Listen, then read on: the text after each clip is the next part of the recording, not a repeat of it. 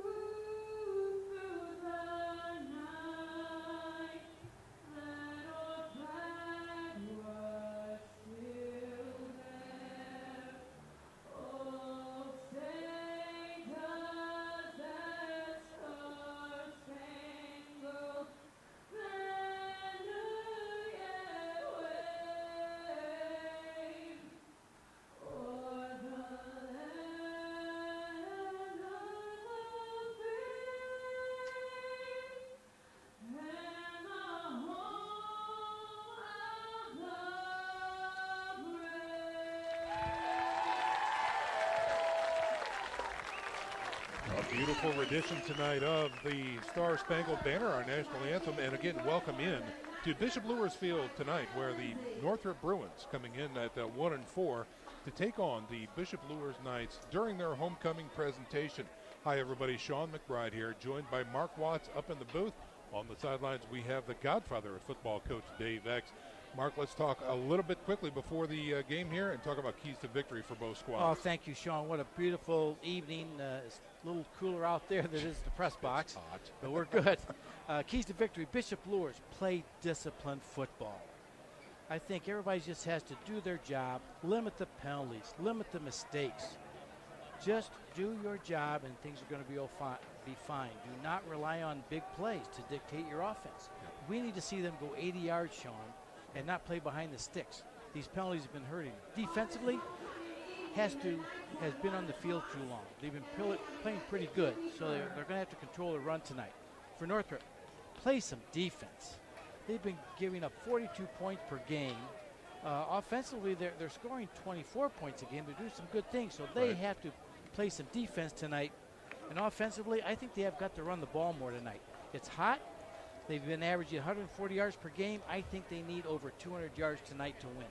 All righty, Mark Watts there, ladies and gentlemen. We're going to check in with the godfather of football quickly. He's going to talk about some field conditions. Sunny and 87 degrees, Godfather. Oh, is it ever. I'll tell you, the field is looking like it's homecoming. It's not playoff time, but they've got the kneeling knight painted on the field. And then in both end zone, they got the kneeling knight for the Knights to shoot for. The Knights won the toss. They deferred, and the Bruins decided to take the ball. So the Knights will be kicking north to south towards the school. All right, Dave X with the report there from the sidelines. We'll be checking in with him all night long, along with Nick Gray, who's got scores and updates from around the world. But a reminder, folks, that tonight's game is brought to you by Ave Maria University. Parents, are you searching for a safe, affordable, authentic Catholic university? Look no further than Ave Maria University. Check them out on the web at avemaria.edu. That's avemaria.edu. Bishop Luers, here we go. The kick is in the air by Howe, and it is going to be taken near the 7-yard line in the middle, running up the 15, the 20, the 25, the 30. Gets north of the 30 before he is taken down near the middle of the field. So we are going to get an opportunity to see the Northrop Bruins as they come out to see what they can do on offense for their first drive.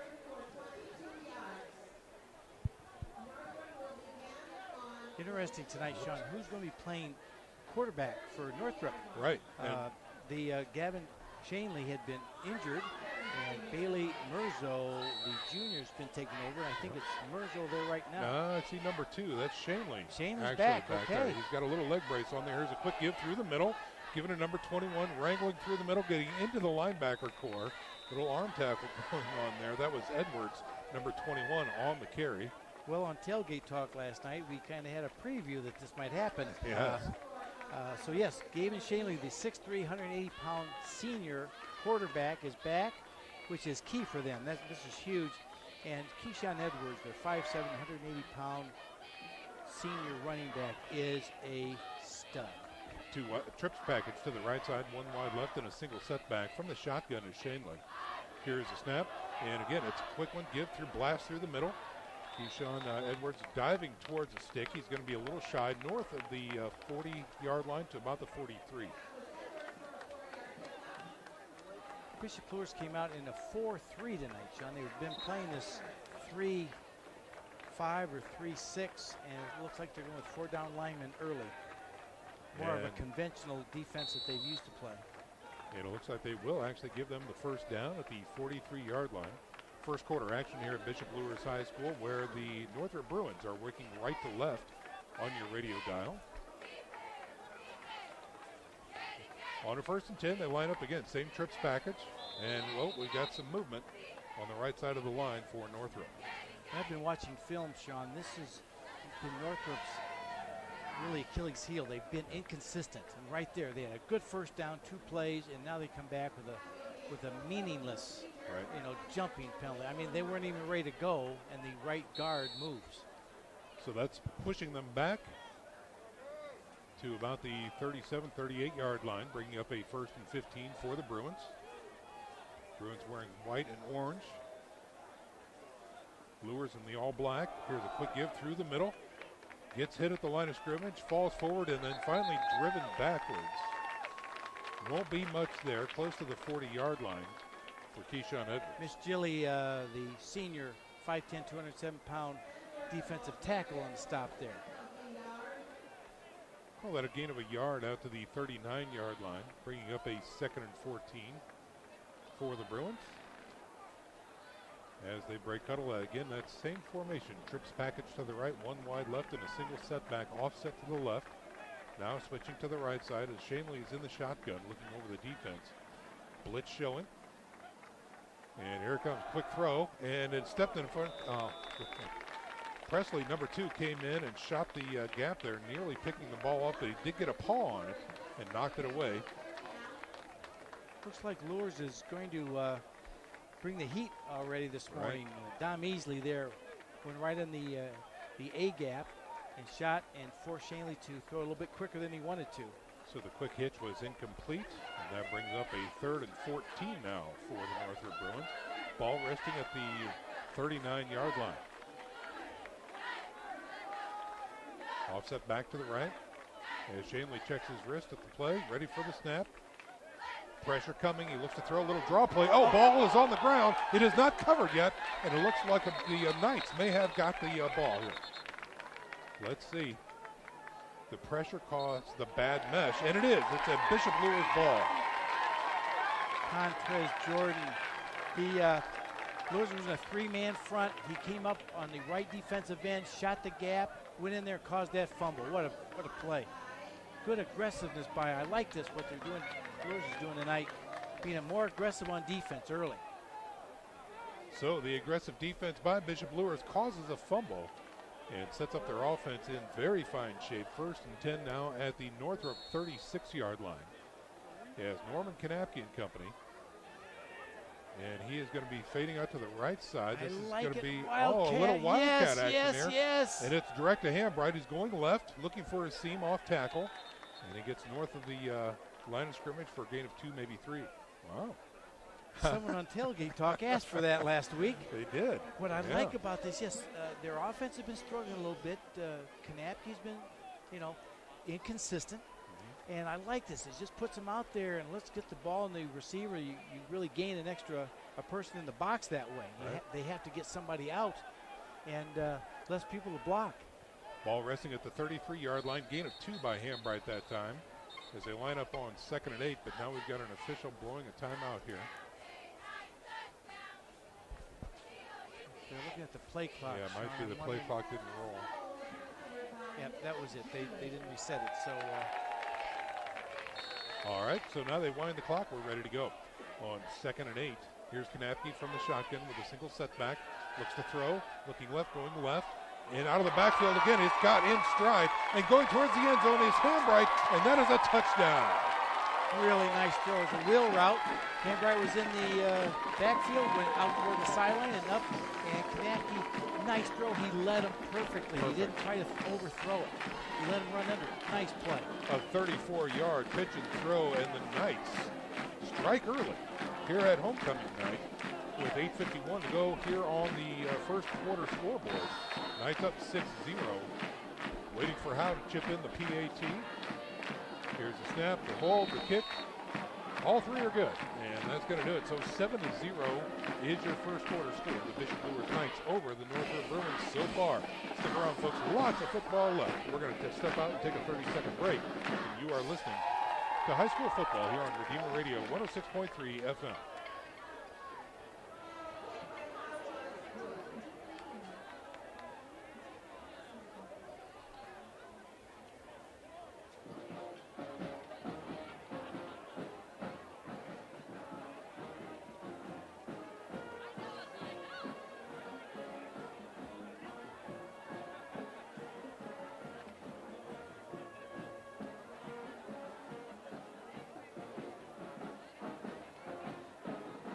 We are back to live action here, ladies and gentlemen, from Bishop Luers Field. Let's check in with the godfather of football. Dave X, what do you have? Well, the Knights first kicked off. They had a great kickoff, but a really nice return because the Knights didn't cover it very well. Just now, Coach Charay was giving them the what for, telling them, get down there and blow through people. I love it when I hear that kind of talk. All right. And So Mark, really, you wanted to talk about a key to that drive. Right, short field. Luers got the ball on the 35-yard line. That's 3.5 first downs for the score. You're in 4-down territory. We saw that last week, how important it was for Snyder to get that short field against Homestead. Good call. Here is the Bishop Luers kick, deep kick this time, nearly into the end zone, taken at the 1-yard line. He's at the 15, he's at the 20, looking for some room, finding not much more after the 20, falling forward to about the 26, maybe 27. As we talk about Northrop again, when they first came out, they had 2 good running plays. Then their offensive guard had just a offsides, illegal motion, which set them back and just put them behind the 8 ball. Both of these teams have had a problem playing what we call behind the sticks. That means you have more than 1st and 10 or 2nd and 8. You're playing behind that the 10-yard marker. Here come the Bruins with twins right and left and a single setback as Shanley is in the shotgun. Here's a snap. Play action, rolling to his right, looking, tries to throw it, and gets the ball away, and overthrown and incomplete that time. There's a flag. That was a good call. There's the flag, and it looks to be pass interference coming up. It's a hold. It probably more of a hold. The Bishop Luers receiver was beat, and he went out there and just grabbed him. Good play. Yeah. I mean, that's what you teach the defensive backs. If you're beat, grab him. It's only 15 yards in high school. Yeah, compared to a 30 or 40 or a from touchdown. the spot. Yeah. Yeah. So that was a good. Really a good penalty. There are good ones, and that was a good one definitely. So they're going to march this one out to. The ball is going to be resting at the 38-yard line, so that was a 10-yarder. 10 yards. Excuse me. Defensive yes. holding. Yeah. Right. Yep. So 1st and 10 coming up after the penalty for Northrop. 7-0 is your score here early in the first quarter as Bishop Luers is on top of the Bruins. Bruins working right to left on your radio dial. They break huddle and cover the line. Merzo's back in. Number 3, Merzo. In the shotgun. Blitz showing. Again, give through the middle. And he gets hit by Dom easily and sandwiched right at the 40-yard line. I was going to mention, Sean, on that play, it looked like Shane Lee, his leg kind of might have given out. Saw that? I thought he lost the ball or something. Yeah, it's just he lost his balance, but it looked like something was wrong physically. Yeah. He's coming off an injury, so I hope he's going to be okay, but that just didn't look good. It did not. Gain of 2 there. 2nd and 8 now coming up for the Northrop Bruins. As Merzo is in at quarterback right now. Here's a snap. He looks to throw on 2nd down. Throws. And it is caught near in Bishop Luers territory. Receiver that time is number 7 for the Bruins. Barry. Yeah, Barry. He's a playmaker. Last week, Merzo was only 4 of 20. He struggled a little bit passing-wise, so it's nice that he gets his first one tonight. Yeah. So they mark that ball in Bishop Luers territory at the 49-yard line, working off the left hash mark. 1st and 10 for the Northrop Bruins. Trips package to the right, 1 wide left, and a single setback is Edwards. Merzo taking his time. Here's a snap, and it's an option. Merzo decides to keep it, runs through the line, dragging some tacklers with him before he's going to be stopped for a 3-4-yard gain.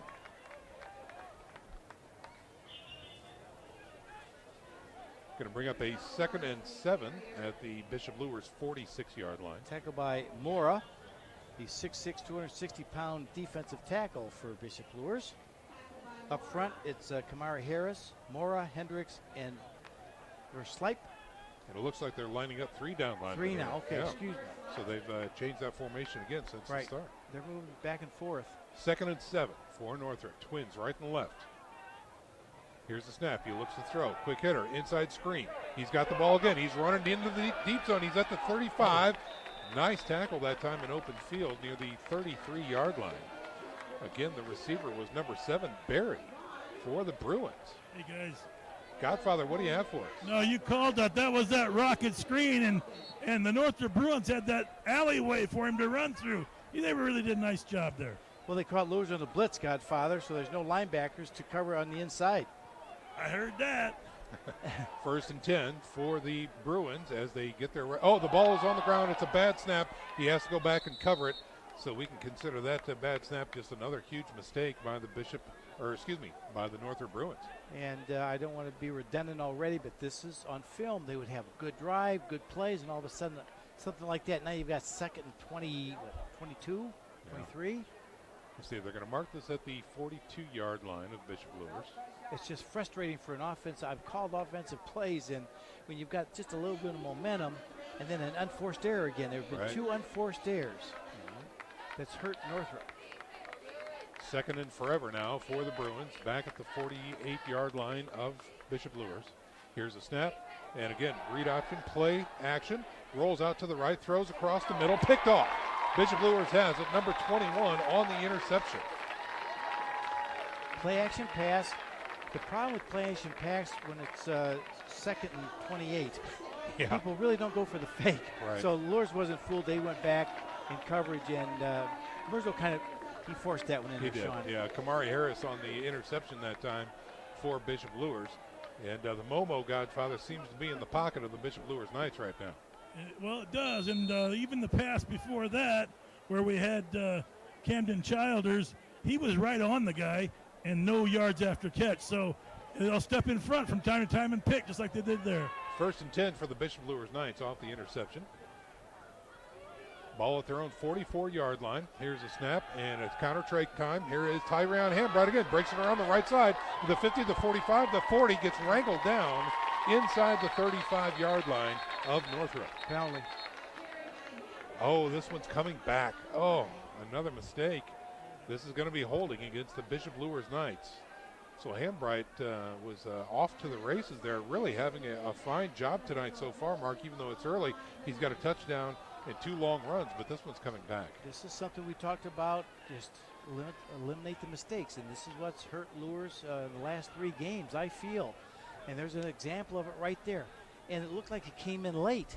Yeah. Hambright was like 10 yards past where the... Yeah, they marked it at the 49 is where it happened, so it was well far afield. So, let's see here. They're going to move this back to the 39-yard line. And that's going to bring up a 1st and 15 for the Bishop Luers Knights. Twins to the right, 1 wide left, and an offset back right. According to 4-3 defense. Even Northrop. Here's a throw in and out of the hands of the intended receiver that time. He said, yeah, the intended receiver, that was Jed Enneking on the attempt. And that's going to burn the down and stop the clock. So there we see what the mistake hurt Luers now. Yes. They had a nice run, 1st down in Northrop's territory. At the 35. Right. Yeah. And now they're back behind the sticks. 2nd and 15. Yeah, that was really a 26-yard penalty there for the Bishop Luers Knights. Well, let's see what they can do here on 2nd and 15. Twins to the right, 1 single setback and 1 wide left. That's Gaston in motion. Blitz. They fake the jet sweep going right up the middle. It's Hambright again. He's off to the races. He's got 1 man to beat. He's getting chased, and finally an open field tackle near the 30-yard line. And I would say Mr. Hambright looks a lot healthier than we saw him earlier in the year. He wasn't running like that early. A 31-yard scamper that time by Tyrion Hambright puts the Knights in the driver's seat with a fresh set of downs at the 29-yard line of Northrop. His explosiveness, it was just a dive off tackle. He hit it really hard, and his explosiveness is back. This backfield, you know, there's 3 kids in the backfield, Mark, that are just so exciting to watch. And if they get those opportunities, they take them. Boy. And now Presley. So Hambright's replaced by Presley. Oh, okay. Offset eye. Here's a snap. Get to the tailback through the middle. Running hard right up the gut near the 25-yard line is where I believe that was Presley on the carry. Yes, it was. We'll call that a gain of 4 that time for Presley. 7-0 is your score. First quarter action. Under 5 minutes to go here in the first quarter. The Bishop Luers Knights on top of the Northrop Bruins, with the Knights driving in Northrop territory, 5 yards outside of the red zone. On 2nd and 6. Blitz looks like here at Northrop coming. Here's a pitch right, and out in space this time is Presley, getting to the 20, trying to find some more room, and he's going to be taken down near the 18. Good pursuit there by Tyron Atkins, 6'2", 215-pound senior. Kept a good pursuit angle and just forced Presley down quickly. That will be enough for a Bishop Luers first down. They're inside the red zone now at the 17-yard line. Call that a gain of 8 by Presley. Again, an offset eye. 2 wideouts to the left, 1 wide right, working off the right hash mark. Here's Kanapke with the ball. It's going to be an end around, and that's Gaston around the right side. He's got the edge, trickles down, and finally pushed out of bounds inside the 10. We have to talk about tonight. Luers is using a fullback, Zach Robbins. We interviewed him on Tailgate Talk, and he's been in here this whole series opening up holes. And I like this move for Luers. Get that lead blocker. It helps the offensive line. And it's easier to follow. And at time, he went right around in. He made a good block to help get some extra yards. First and goal coming up now for the Bishop Luers Knights as the ball is resting at the 6-yard line of Northrop. They're going to line up this time with a single setback. 2 wideouts to the left side, double tights. Here's a snap, and that is a give to Hambright through the middle. Going, churning, diving, touchdown. He reached over. And he did. Hambright with 2 scores on the night here for the Bishop Luers Knights. And the score is now 13-0 Bishop Luers on top of Northrop. Good looking drive there. Hambrick looks like Luers just came out there and was going to play a little hardball. Even with blitzing linebackers, they did pretty well. Yeah. So the O-line did a fine job executing that time and punching that hole. And Hambright went right through, spun, and got the touchdown. Here is the PAT. It is up, and it is good. Your score now 14-0. Bishop Luers on top of the Northrop Bruins with 3:20 to go here in the first quarter. Stick around, folks. We're back in 30. You're listening to SAC Football on Redeemer Radio 106.3 FM.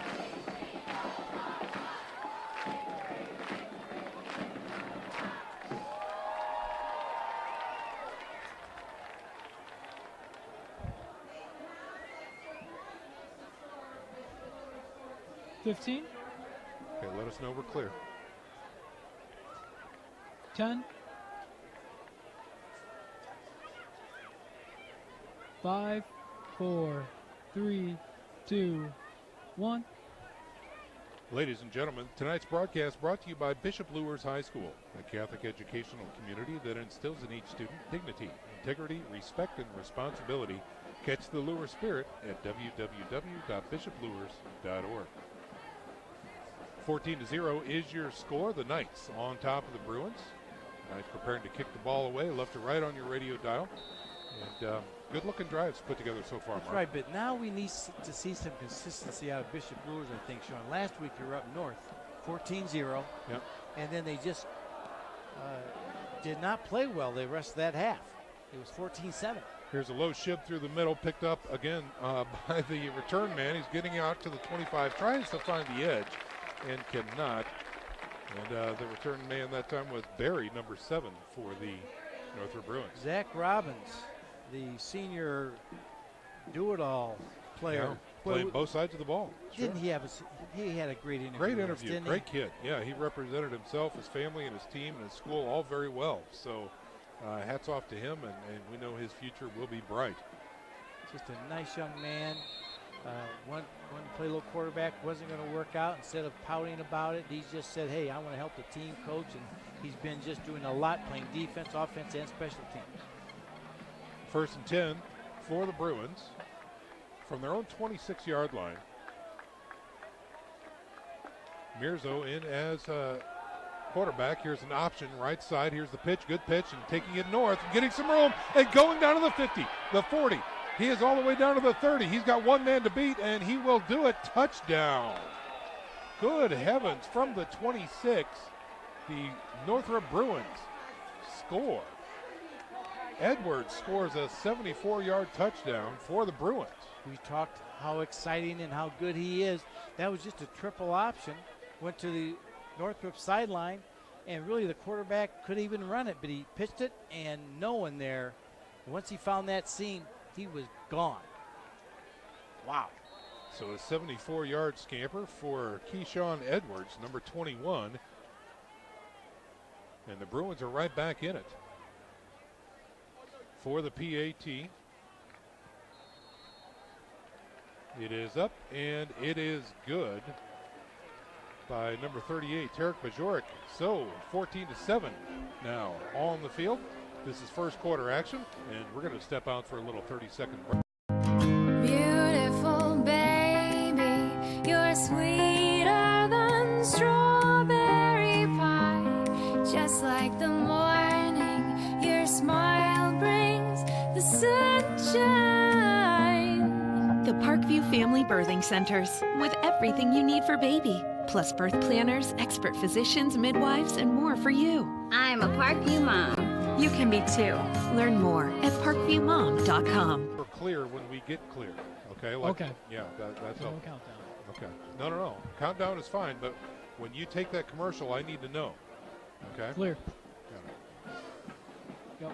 We are back to live action here. Let's check in with Nick Gray real fast from the sidelines. Nick, what do you have? Well, guys, Bishop Dwenger came to play tonight. Right now, they're leading Concordia 10-0. Garrett just had a 39-yard field goal. Carroll and Southside, they're all tied up at 7 over at Southside.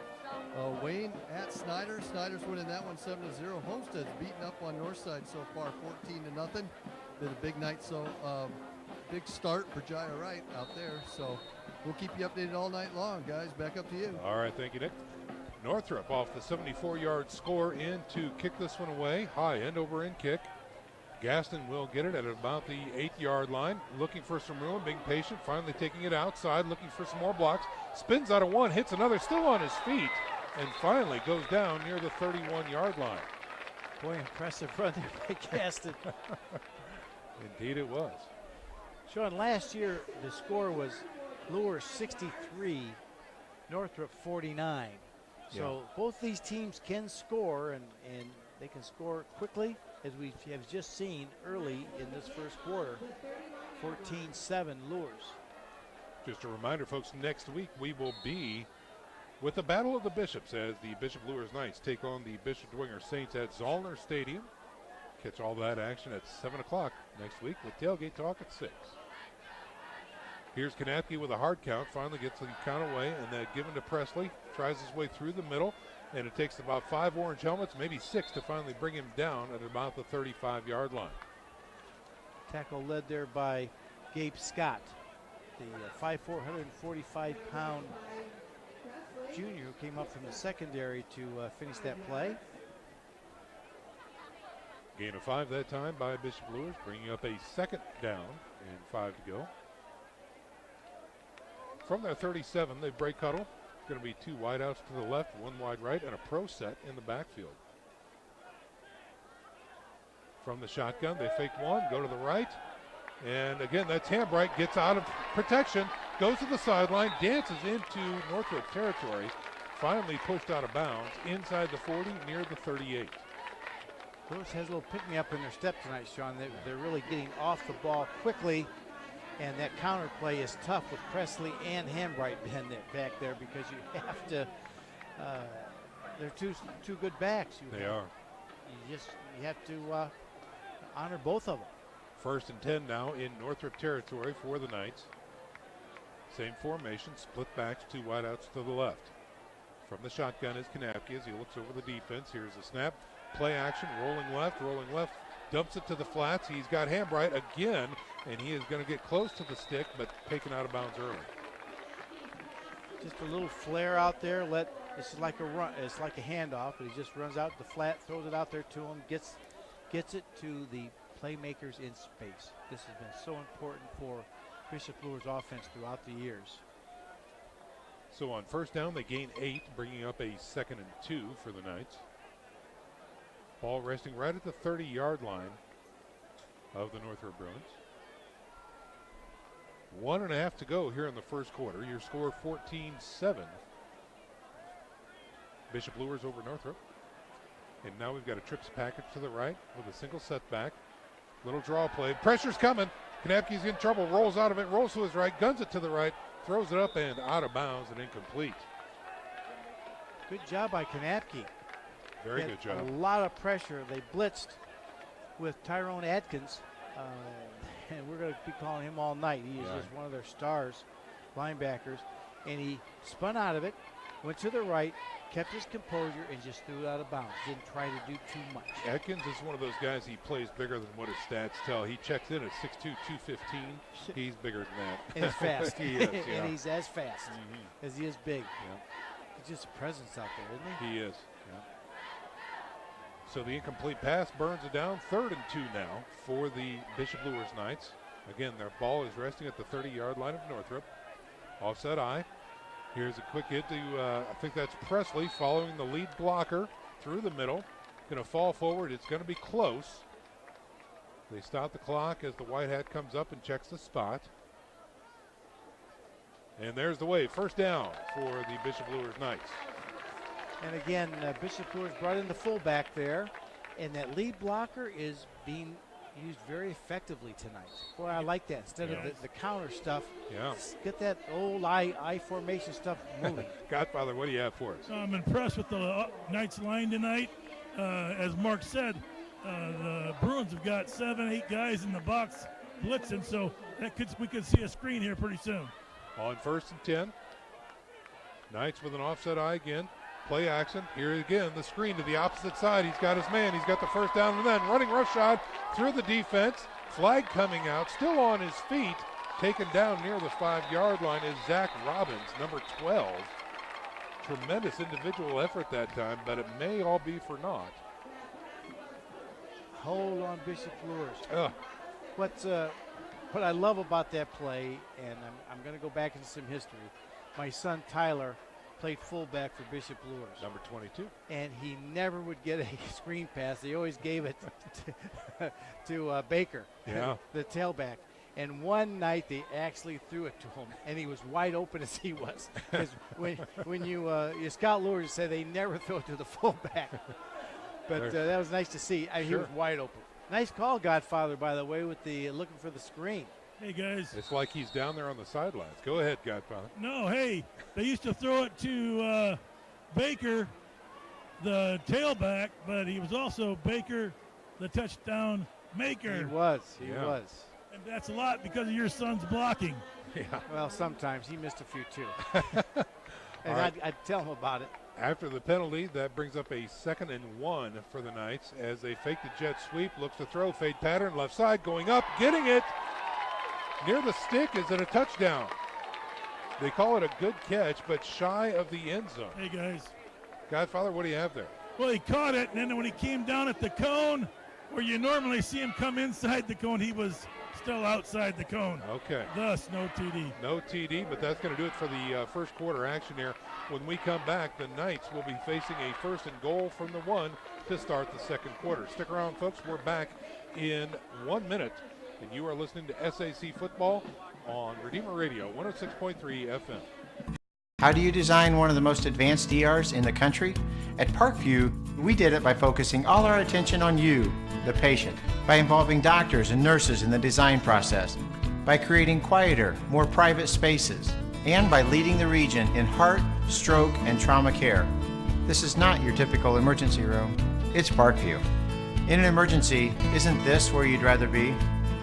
Parkview, your partner in health. Beautiful baby, you're sweeter than strawberry pie. Just like the morning, your smile brings the sunshine. The Parkview Family Birthing Centers, with everything you need for baby, plus birth planners, expert physicians, midwives, and more for you. I'm a Parkview mom. You can be too. Learn more at parkviewmom.com.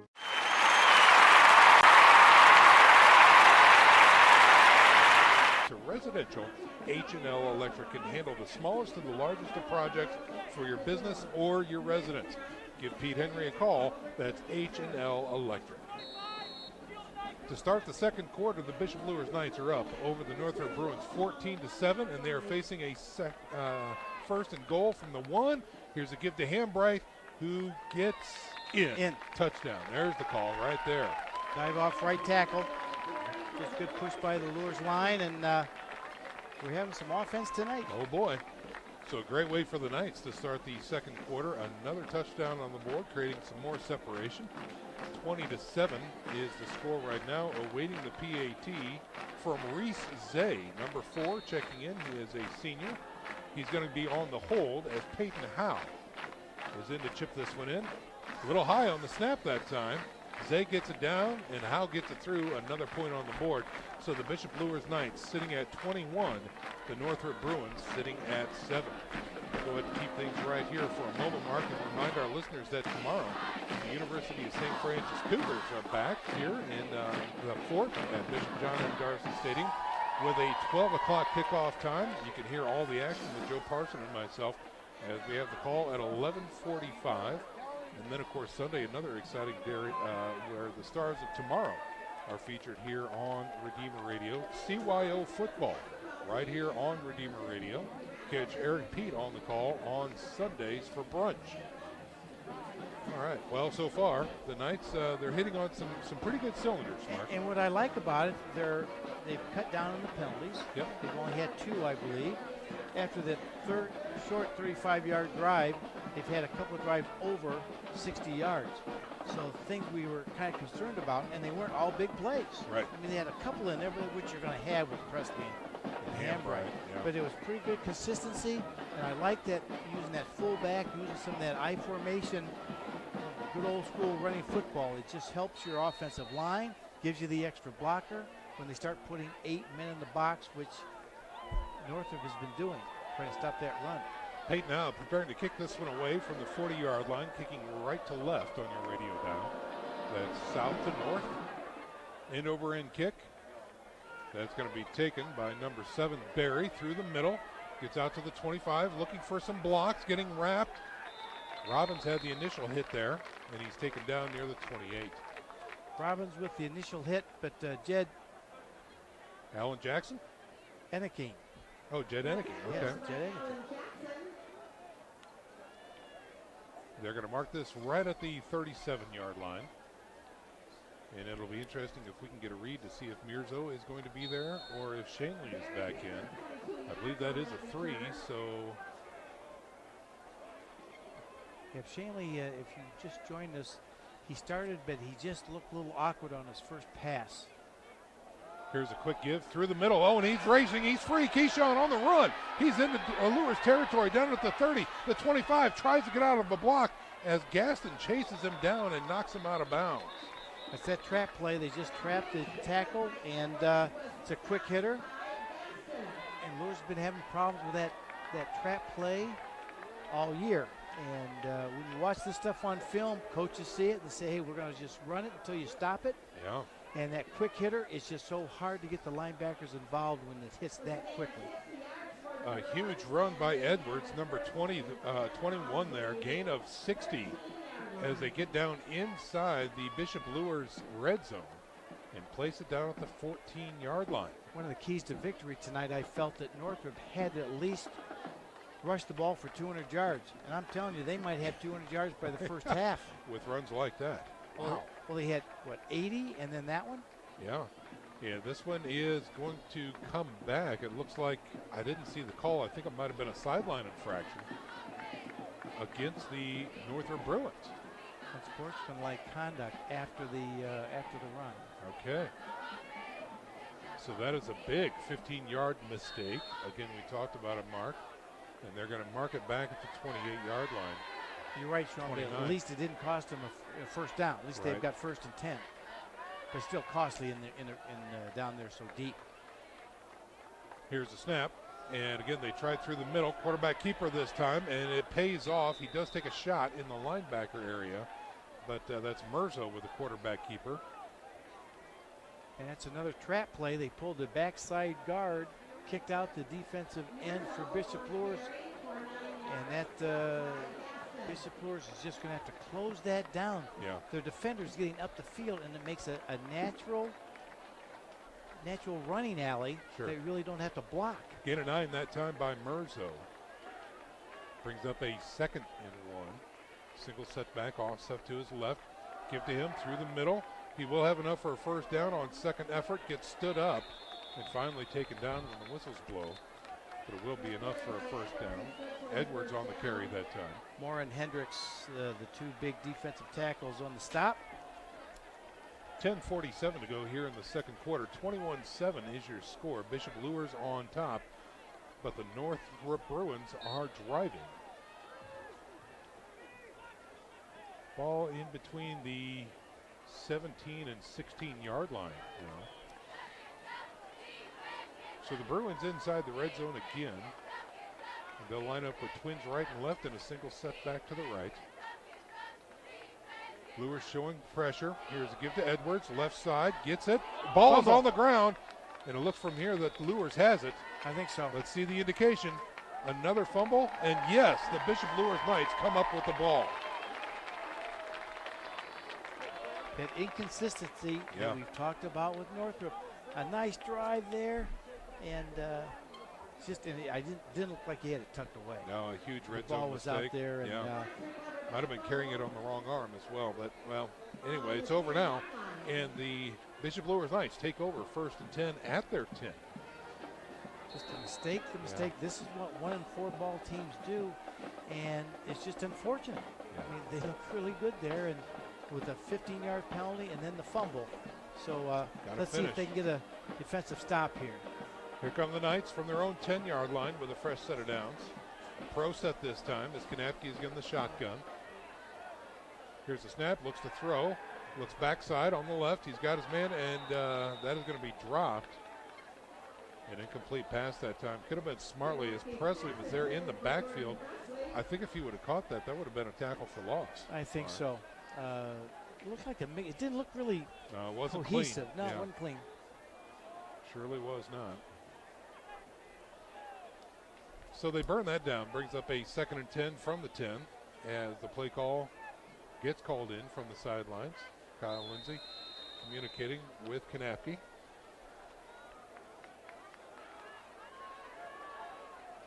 And here come the Knights with a trips package to the left side. Here's a snap, looking to throw. It's going to be a screen pass. It is caught, gets good block, takes it to the outside, the 15, the 20, the 25, the 30, and finally gets pushed out of bounds after a tremendous game. That's Camden Childers right there, number 3.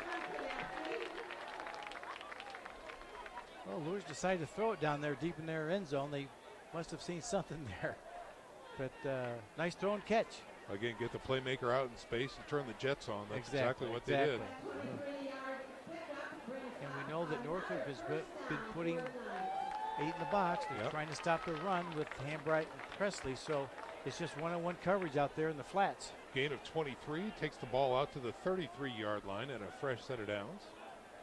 Here's a snap. Fake one way, go the next, and again through the middle. That is Tyron Hambright at the 50, the 40, the 35, the 30. Finally running out of bounds after getting chased down near the 30-yard line.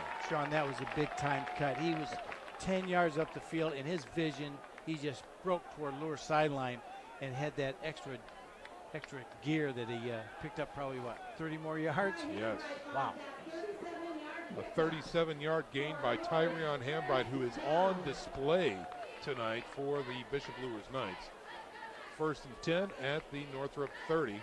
This is second quarter action with 9:56 to go. 21-7 your score, Knights over the Bruins.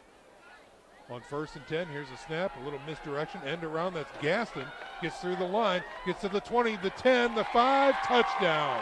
No flags on the field, and Gaston with a 30-yard score for the Knights. So we've been talking about Hambright, we've been talking about Presley.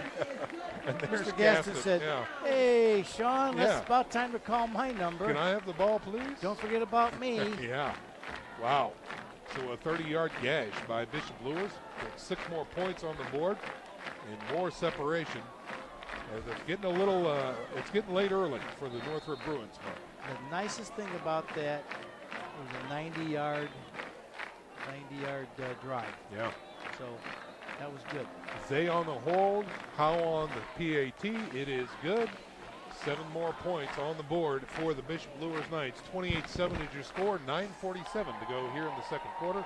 And we're back after this 30-second break. You're listening to Redeemer Radio, 106.3 FM. Clear.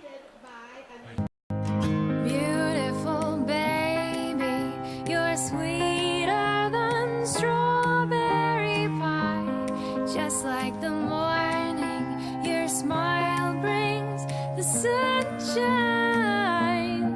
The Parkview Family Birthing Centers, with everything you need for baby, plus birth planners, expert physicians, midwives, and more for you. I'm a Parkview mom. You can be too. Learn more at parkviewmom.com. Luers Field, where a 30-yard scamper by Justin Gaston puts 7 points on the board. 28-7 is now your score as the Bishop Luers Knights here in the second quarter are over the Northrop Bruins, preparing to kick off. When you're 1-4, Sean, and your offense is getting some good things, you're down there, 15-yard line, and you turn it over, it's just so disheartening because you're just playing decently, you're making some big plays. You get that one in, you're right there, back in the game, and all of a sudden it goes the other way, and now you're down 3 scores. Here is Howe's kick. It's a wobbler, taken back near the 5-yard line. Gets to the 15, the 20, the 25, looking for some room, gets out to the 30, finally taken out near the 34-yard line. And see if we can get a number off that jersey again. That is number 7, Barry, on the return, doing a fine job for the Bruins tonight. Tackled by Nick Brookmeyer. Sophomores on that special team. Ball resting at the 34-yard line for the Northrop Bruins as number 3, Merzo, coming in from the sidelines. Again, Shanley with the start tonight for Northrop, but took a bad angle one time. It looks like he came up a little bit hobbled very early in the game.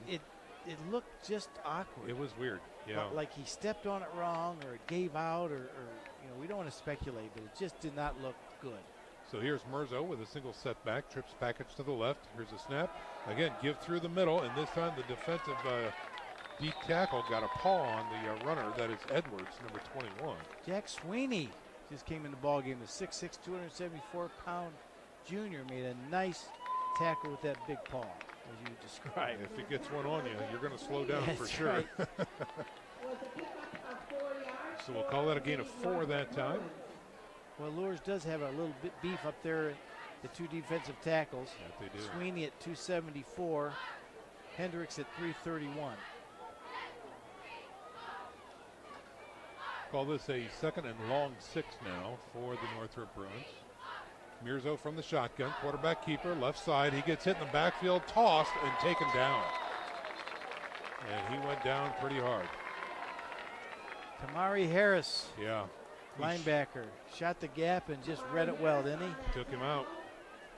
That's going to be a big tackle for loss of about, they gave him forward progress on the run. Thing about that play, though, we didn't have to guess who made the play. Yeah, Because that's true. Kamara came out there and showed Right us there, that yeah. he made that. In the backfield. Yeah, call it a loss of 1. Brings up a 3rd and 7 for the Bruins. Ball resting at their own 37-yard line. And now a new quarterback this time for Northrop. Here he's going to gun it to the right side and incomplete. No chance that time. And the new quarterback there, Mark, I am trying to get a number. 14, I believe, Cameron Roach. I think you're right, yeah. Number 14, Cameron Roach with the incomplete. He is a sophomore, checking in at 6 foot 190. So 4th and 7 coming up now for the Northrop Bruins, and the punt team is on. But Mirzo looks like he's okay because he's the punter, isn't he? Yeah, he is. He might have just needed a break for one play. So they're asking to push the clock. And as the press, excuse me, Sean, as the press box guys are sharp, they said, watch the fake. Sure. And here is the punt, What do picked they up know? by He Mirzo, and it's going to trickle down and go out of bounds. No chance for a return that time for the receiver for Bishop Luers. That is number 2, Presley, back there. So Mirzo's punt takes the ball down inside the 30 to the 29-yard line. We've got 8 minutes left here in the first half. 28-7 is your score. Bishop Luers Knights on top of the Northrop Bruins and back on offense. Homecoming, if you're just joining us tonight, we've got looks like the golf carts out there in the south end zone for the King and Queen Court. We've got a sponsor spotlight tonight as well, and I did happen to see that Pete Ball made it from Peter Franklin Julius, so we'll enjoy him being interviewed by Nick Gray during our halftime show. And Marcy Fiegel was the homecoming queen in 1977. Is that right? Here is Kanapke going deep right side. And underthrown that time. Fly pattern on the right side. Kanapke cannot make contact with his receiver. And that's going to be an incomplete pass. He had time, just aired it out. Well covered, though. It was near 89 degrees at the start of the contest here. And right now it's showing 83 degrees out here at Luers Field. So 95 in the press box. Yeah, a lot of hot air being generated up here in the press box. On 2nd and 10 for the Knights. Blitz. Northrop showing blitz. Here's a give to the tailback, looking for something and finding nothing is Hambright. And that might even be a small loss on the play. We'll see where they mark it. No, going to mark it right at the 29-yard line, bringing up a 3rd and 10 now. As Gaston is checking in, as well as Trez Jordan. Caleb Martinez with the stop. 5'11", 195-pound junior for the Bruins. 3rd and 10 now for the Knights.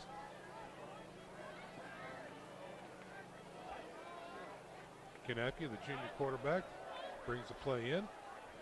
Here they go. Trips to the left. One wide right and a single setback offset right. Here's a snap, a little low. Kanapke looks to throw, going across the middle and picked. And he's got it. He's running it back now at the 30-yard line. Inside the 30, knocked out of bounds near the 20-yard line. That's Barry that again. That was Barry, number 7. He's having a ball game. He is. Kanapke looked left. I thought he was going to look off the free safety, but he didn't bite. The free safety did not bite, and Barry just read the play. Yeah, stepped right in front of it, and he was off. So a good turn of events for the Northrop Bruins as they get the ball inside the red zone now at the 19-yard line with a fresh set of downs. So the defense coming up big that time on 3rd and long for the Bruins. And now let's see what they can do on offense. And it looks like, yes, Mirzo is back as quarterback now. He's going to have a single setback, offset to his right, trips package to the right, and one wide left. They're working off the left hash mark. Mirzo has a low snap. Here's a quick shovel pass through the middle. It's a designed handoff, but the snap was low, so he had to just kind of chuck it up to him. That was that trap play they had very good success with. Edwards was the ball carrier that time. We need to find out how many yards Edwards has already for this first half. It will be very, very interesting. That was a gain of 5 that time for Edwards. I think he's close to 160. So on 2nd and 5, Luers showing blitz. Oh. And now we've got movement. And it will be a false start against Northrop, another red zone penalty mark. And an unforced one. Yeah. I mean, the wide receivers out here in twins, and they're not even close to snapping the football, and he just steps forward. Yeah. I'm putting my coaching hat on. This is why you just kind of beat yourself up. Come on. Yeah. Pay attention. We're down to, just know the count. It is now 2nd and 10, back at the 19-yard line for the Northrop Bruins after the 5-yard penalty is assessed. Looks like the same formation. Trips package to the right now. A man in motion across the line of scrimmage, right to left. Here's a snap, good snap. Here's a quick screen, and he's looking for something back through the middle, and he won't find much. Don Easley. Haven't called him much tonight. I think people just run away from him. That's why. Jose, thank you. Edwards, 153 yards on 10 carries. Thank you, sir. Barry on the reception that time, gain of 4, brings up a 3rd and long 6. And there you go, Sean. If you don't have that, it's going to be 3rd and 1. Right. And you've got a lot of 3rd and 1 plays. So sure. This just the unforced errors. These are the things that Northrop needs to work on. So on 3rd and long, the Bruins will line up with a trips package to the right and an offset right back. Here's a snap. He looks to throw, going left, fly pattern into the end zone. Incomplete. No flag on the play. Great coverage that time. That was a good no call. Yeah. The ball was underthrown. The receivers kind of had the receiver and the defender had incidental contact. He tried to come back for it, but it was such a poorly thrown. It was just short. Couldn't catch it. He couldn't catch it. So, good job by the referee back there. So an interesting situation has developed here. 4th and long now inside the red zone for Northrop. And it looks like the offense will stay on the field. Edwards is going to be offset to the left. I think I'd try Edwards here. Yeah, as Mirzo will be in the shotgun. He's your big playmaker. Twins right and left on 4th and 6 coming up now for the Northrop Bruins. And a timeout is called by the Bruins. They want to talk about this, and I would too. So a 30-second break coming up here at Luers Field as the Knights are on top of the Northrop Bruins 28-7. Stick around, folks. 30-second break right here on SAC Football. This is Redeemer Radio 106. Beautiful baby, you're sweeter than strawberry pie. Just like the morning, your smile brings the sunshine. The Parkview Family Birthing Centers, with everything you need for baby, plus birth planners, expert physicians, midwives, and more for you. I'm a Parkview mom. You can be too. Learn more at parkviewmom.com. 2, 1. Let's check in quickly with Nick Gray. Nick, what do you have for us? Well, guys, everybody thought the Cadets were going to be the top team tonight, but right now the Saints are winning that one 17-0, almost at the half. Carroll is beating Southside 28-14. Snyder's winning that one 7-0. Homestead at Northside. Homestead's up 28-0. Leo is leading Belmont 20-0. Hang on, Nick. We're going to come back to you in a little while. Here on 4th down, the timeout is over. Northrop looks to pass, looking across the field, going down and incomplete in the end zone. The defense holds for Bishop Luers. Just a crossing pattern with the Twins. The inside receiver going out and up, and the outside receiver going toward the post, and he tried to hit the post person, and well defended. Smith was not able to bring it in, so the offense now coming back on the field for Bishop Luers. And Nick, did you have some other scores? I didn't mean to interrupt, but that was a huge play. Oh, I know. I'm sorry about that. I was getting caught up here too. New Haven's leading Columbia City 34-0. DeKalb's up on Huntington North 21-7. So back up to you guys. All right, good stuff. Here is Storm and Norman Kanapke with the offense back on the field. It'll be interesting to see what he does here, coming off of an interception on the last drive. 1st and 10 now from the 16. Here's a throw. Going to be a screen out to Gaston. He's got him. He's at the 20, and he's off. He's off to the races. He's near midfield. They can't catch him. The 50, the 40, the 30, the 20. Touchdown, Gaston, off of the screen. What a nice play. Number 3 for Bishop Luers made that play. Godfather, it had to be right in front of you. What'd you see? I saw a lot of speed coming by here, but as you guys were saying earlier, it looked like it was going to be a Hambright debut. That, in turn, has opened up number 2, Presley, and in this particular case, number 1, Justin Gaston. Huge touchdown. An 84-yard gash. Wow. And again, Mark, you talked about that 4th and 5th gear. They were on display. He was not going to be touched. No.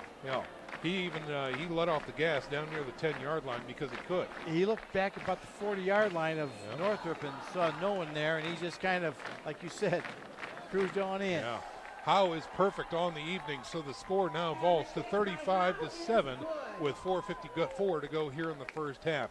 Stick around, folks. We're back in 30 seconds, and you are listening to SAC Football on Redeemer Radio, 106.3 FM. Beautiful baby, you're sweeter than strawberry pie. Just like the morning, your smile brings the sunshine. The Parkview Family Birthing Centers, with everything you need for baby, plus birth planners, expert physicians, midwives, and more for you. I'm a Parkview mom. You can be too. Learn more at parkviewmom.com. We are back to live action here at Luers Field, where Justin Gaston has just broken open the game even further with an 84-yard screen run combo. And now your score is 35-7. The Bishop Luers Knights on top, Mark. Oh, but Sean, the wide receiver coach is going to be so pleased in film because number 3, Camden Childers, just made an outstanding block. He hit him, and then he kept hitting him, and he stayed with his block the whole time until Gaston went by him. If you see that on the replay, you'll see he made that play. He did. Here's Howe's kick. It's wafting off to the right side. It is caught near the 5-yard line, 10, 15, 20. 25 breaking across the middle and taken out at the ankles near the 25-yard line is number 7, Barry, on the return. Joe Derrick, another sophomore, 5'4", 136-pound speedster back there with the tackle, shoestring tackle. Yeah, let's see. They're going to tack him on at the 25-yard line, so 1st and 10 for the Northrop Bruins. They are led by Mirzo. Northrop needs a sustained drive here. Their defense has been on the field a little bit, and they just need to get some first downs and get some momentum back here with the offense.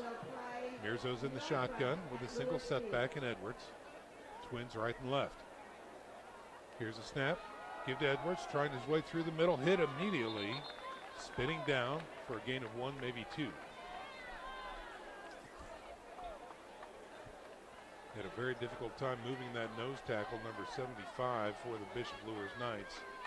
And also there, that's Alan Jackson also with a lot of emotion. And you like that. The defender, the linebacker.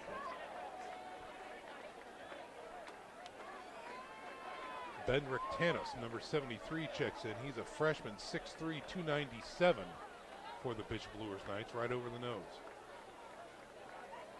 On 2nd and 8, here's a snap. Play action, looking to throw, guns at the left. It is caught, and that'll be enough for a first down for Northrop near the 40-yard line. That's our man, Barry, again. Yeah, all over the field. It's fun to watch. Hey, guys. Godfather, what do you have for us? Well, I know the Knights, with 12 interceptions going into this game, I think they've got 1 or 2 tonight. with the Bruins being down as they are, they may have to turn to the pass, and who knows if those DBs might have some fun with that. Oh boy. 1st and 10 for the Northrop Bruins. Ball at their own 40-yard line. Trips package to the right. Single set back, offset right. Here's a snap.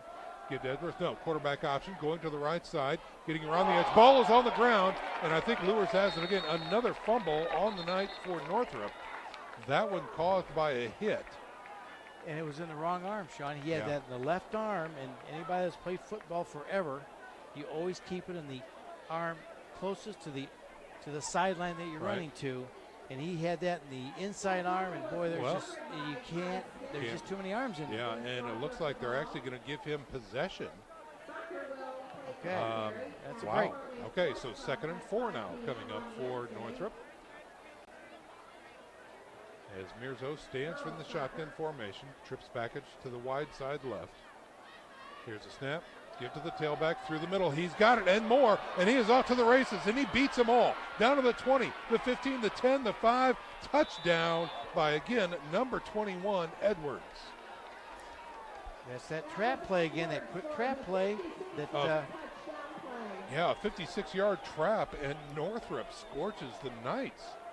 Basically what you do, you block down, kick out. So the linebacker that normally fills, he's getting hit by that defense or offensive tackle, and that's why it hits so quickly.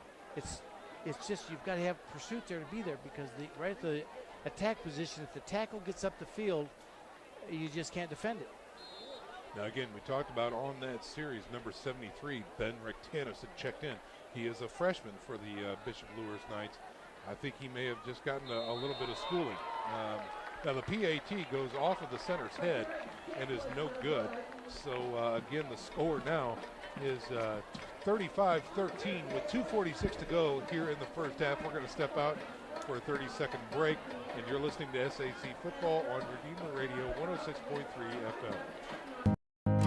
Beautiful baby, you're sweeter than strawberry pie. Just like the morning, your smile brings the sunshine.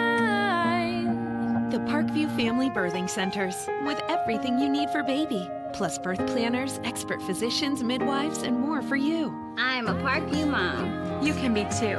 Learn more at parkviewmom.com. We are back to live action here, where the Northrop Bruins have scored on a 56-yard run by Edwards, taking the score 35-13. And again, Mark, we talked about it right before that break. I really haven't looked deeply into the Bishop Luers defense, but clearly Rectanis being a freshman, he was a substitute, trying to get the pups in, give them some reps. And I didn't look into the backfield for the Bishop Luers Knights to see if some fresh jerseys were in the linebacker core. But regardless, hats off to the Northrop Bruins, because that was executed exceedingly well. Sean, I think Luers had their other number one defense in there. Okay. Because then even better for Northrop. Yes. Yeah. Well, coming in, we knew that he was just an outstanding rusher, and Edwards, and he's just fast. He's hard-nosed, and Luers knew it too. Here is the kick by Northrop. Flags on the play. It's going to be a procedure penalty against Northrop. We'll move them back 5 and try to re-kick. That'll be interesting to see, because that was a low worm burner trickling down the middle of the field. I think they wanted to try and limit a return that time. And again, another mistake by the Bruins, moves them back 5. Just after, again, they get a little momo too. Yeah. Good. And so defense needs to stop. And the key to the victory tonight, I'll just go back to what I said. Northrop needs to play some defense. They've given up 42 points a game, and right now, again, their defense is having some struggles with the speed. Tariq Bajorek, number 38, lines the ball back up, this time at the 35-yard line. This should give Luers some decent field position again. And again, it's a low kick with a high bounce to it, and it's taken near the 30, 35, 40, 45, getting down the sidelines. He is gone. He cannot be stopped. It's going to be a return for touchdown. Oh my heavens, a 70-yard return by Jordan Presley. This speed he was like Gaston. They had a pursuit angle on him. Unbelievable. They had a pursuit angle on him. I thought he was going to Yeah. they're going to get him out here at the 40 or the 30, and he just had that extra speed again. Oh, my gosh. Godfather, you were right there. We thought they were going to knock him out into your belly. No. On the 40-yard line, Mark's right.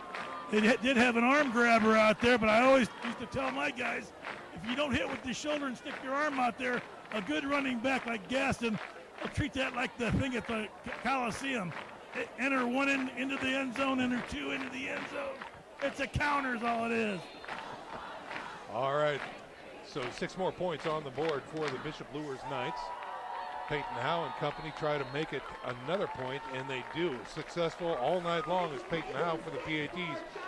42-13 with 2:35 to go here in the first half, and we'll keep things right here during this break.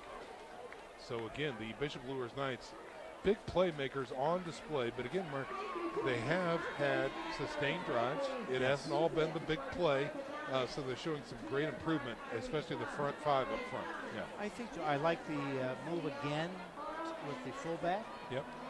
Having an extra blocker in there, and now this is going to show teams that you can't put 7 or 8, especially 8 in the box, because we can just they can get the ball out to their speed in space, their receivers and their special players out here. They're skill people, and they once you get them in space, they're hard to attack. Listeners, just a reminder that the annual Bishop Luers Men's Smoker is Saturday, October 21st. All men 21 and over are invited to join us under the big tent near the Bishop Luers gym. Enjoy college football on the big screens featuring the USC versus Notre Dame game that night. A mass begins at 5:45 in the school chapel with football festivities underway at 7. You know what? If you need tickets for that, just talk to the Godfather. He'll hook you. Here is the Bishop Luers kickoff, taken near the 5-yard line, looking through the middle. Is number 7 going to the outside and taken down with a big swipe of the ball. That's again Barry on the return, north of the 20, out to the 26.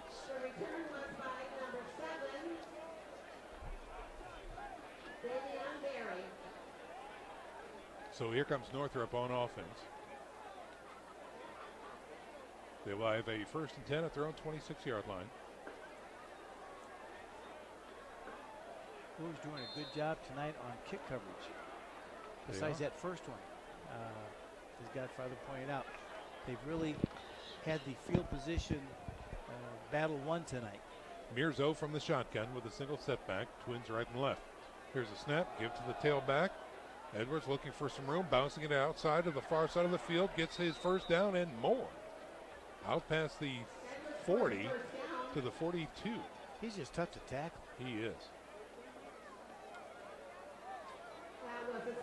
Jose's going to make me look good tonight. How many yards does he have? He's got a lot. He's got to have over 200. Yeah. Well, and it's really kind of a display of who's more impressive on the ground. Is it Edwards? Is it Hambright? Is it Gaston? Is it Presley? That's a great point. Yeah. That's a great point. Yeah. He's saying, hey, gentlemen, let's don't forget about me. Yeah.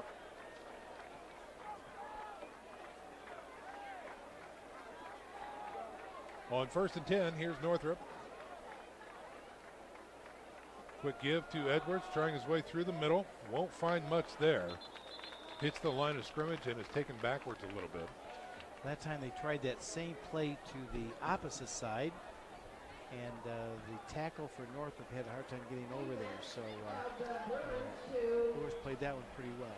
2 minutes to go here in the first half. 42-13 is your score. Bishop Luers on top of the Northrop Bruins. Jose, thank you again. Mr. Edwards, 227 yards in the first half on 13 carries. He is a workhorse. 2nd and 10 now for the Bruins. Here's a snap, and it's a play action, quick throw, hitch pattern out to the far side of the field. It is caught and taken out of bounds.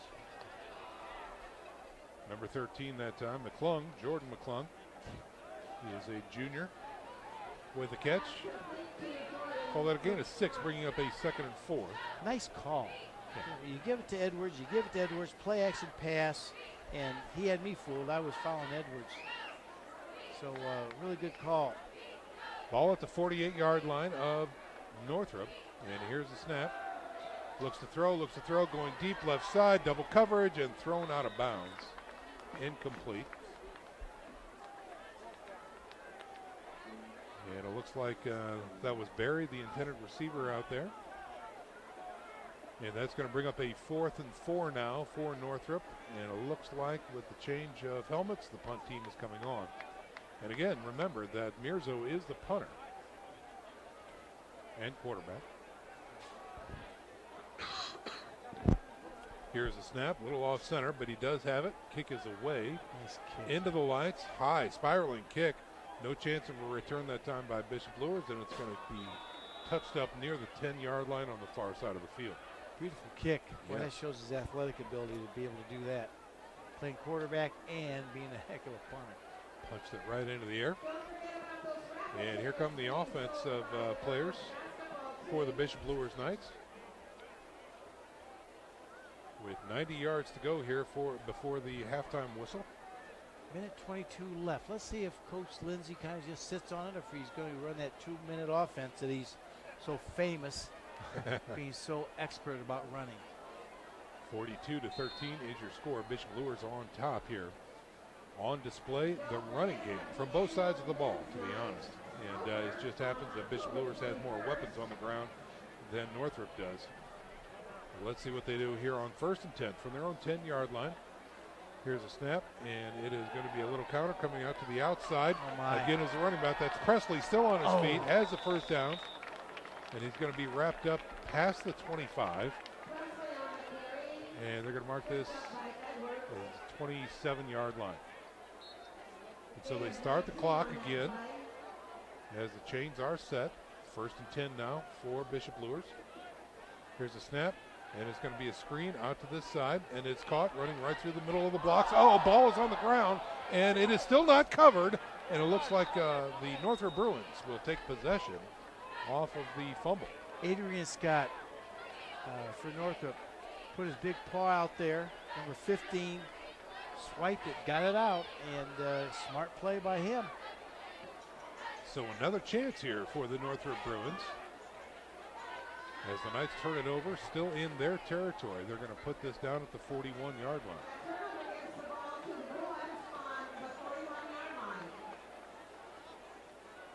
So the offense back on the field now for the Northrop Bruins. They are led by the junior quarterback Mirzo, number 3, who did not get the start tonight, but has played the majority of the game. As he played, I believe, the last 2 weeks also started.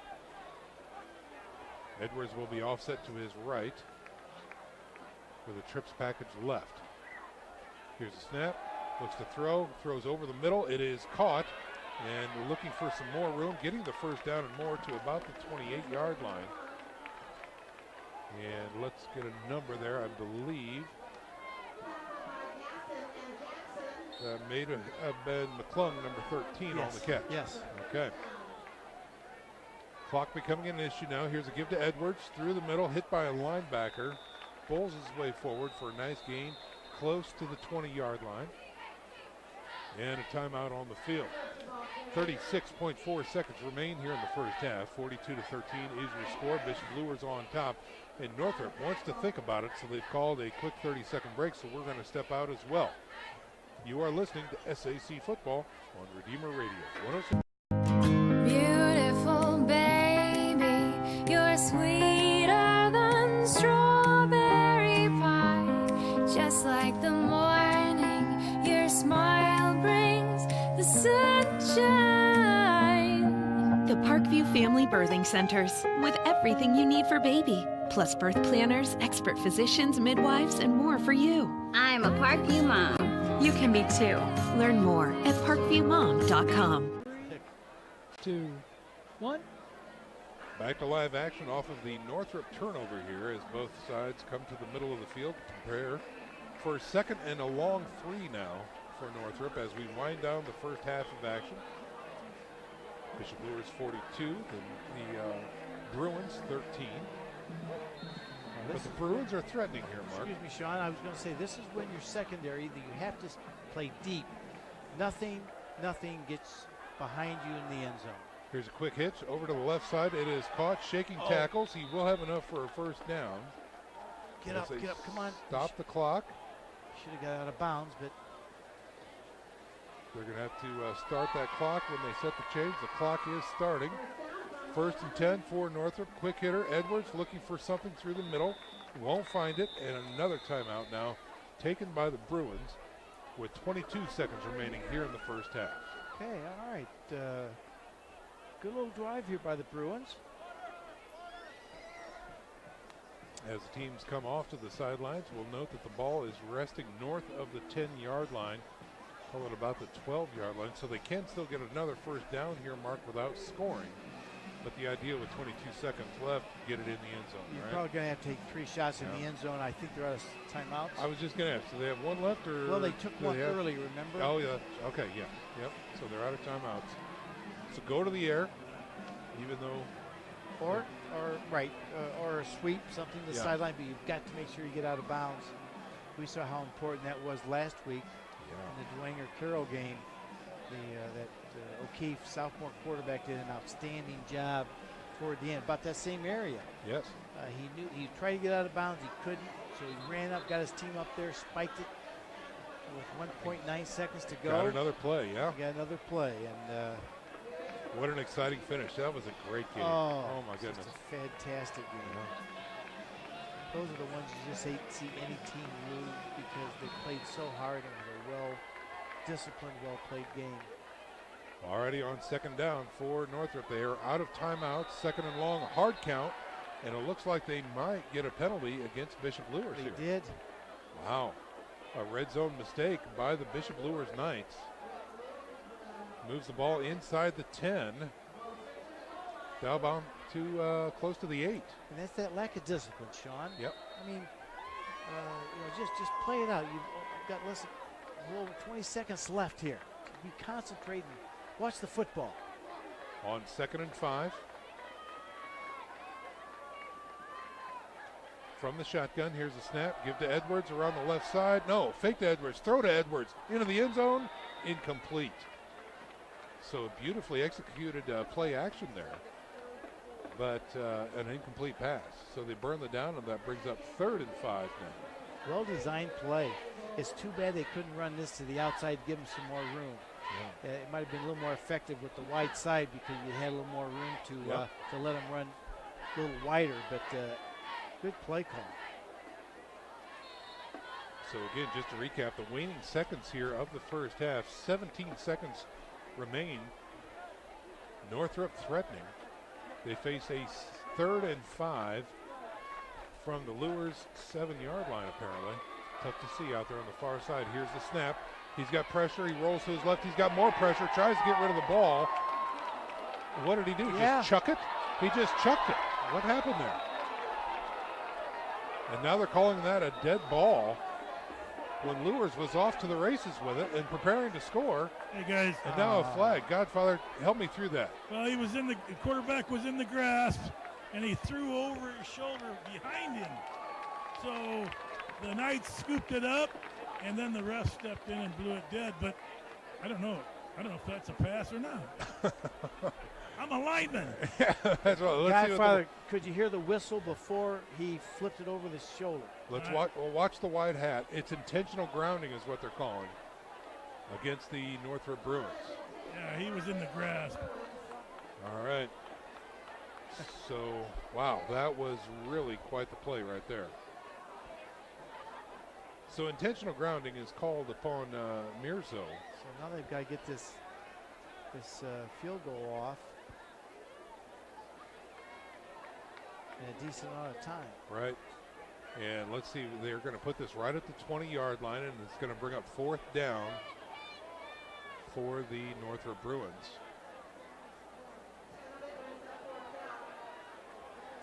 So this will be a 37-yard attempt by Tariq Majoric, number 38. On the hold is Aruza, number 1. They wind the clock.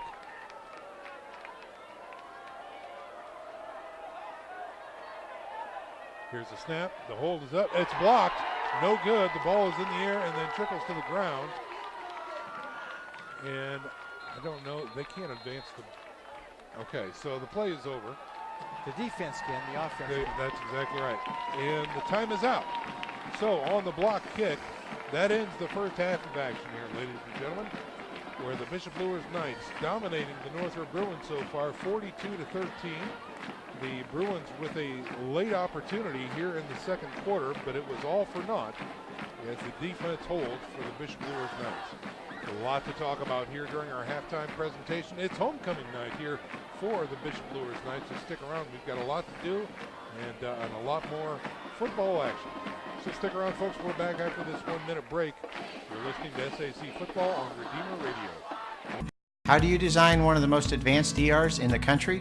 At Parkview, we did it by focusing all our attention on you, the patient, by involving doctors and nurses in the design process, by creating quieter, more private spaces, and by leading the region in heart, stroke, and trauma care. This is not your typical emergency room. It's Parkview. In an emergency, isn't this where you'd rather be? Parkview, your partner in health. Beautiful baby, you're sweeter than strawberry pie. Just like the morning, your smile brings the sunshine. The Parkview Family Birthing Centers, with everything you need for baby, plus birth planners, expert physicians, midwives, and more for you. I'm a Parkview mom. You can be too. Learn more at parkviewmom.com.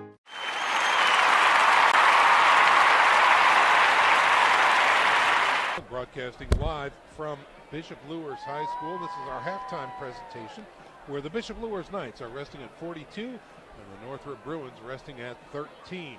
All right, so we're going to go ahead and send things down to the sidelines for tonight's sponsor spotlight. Nick Gray, take it away, please. Well, welcome down to the sidelines, everybody. A great warm evening down here. It's about to get hotter. I'm pleased to be joined with Pete Ball, one of the owners of Peter Franklin Jewelry.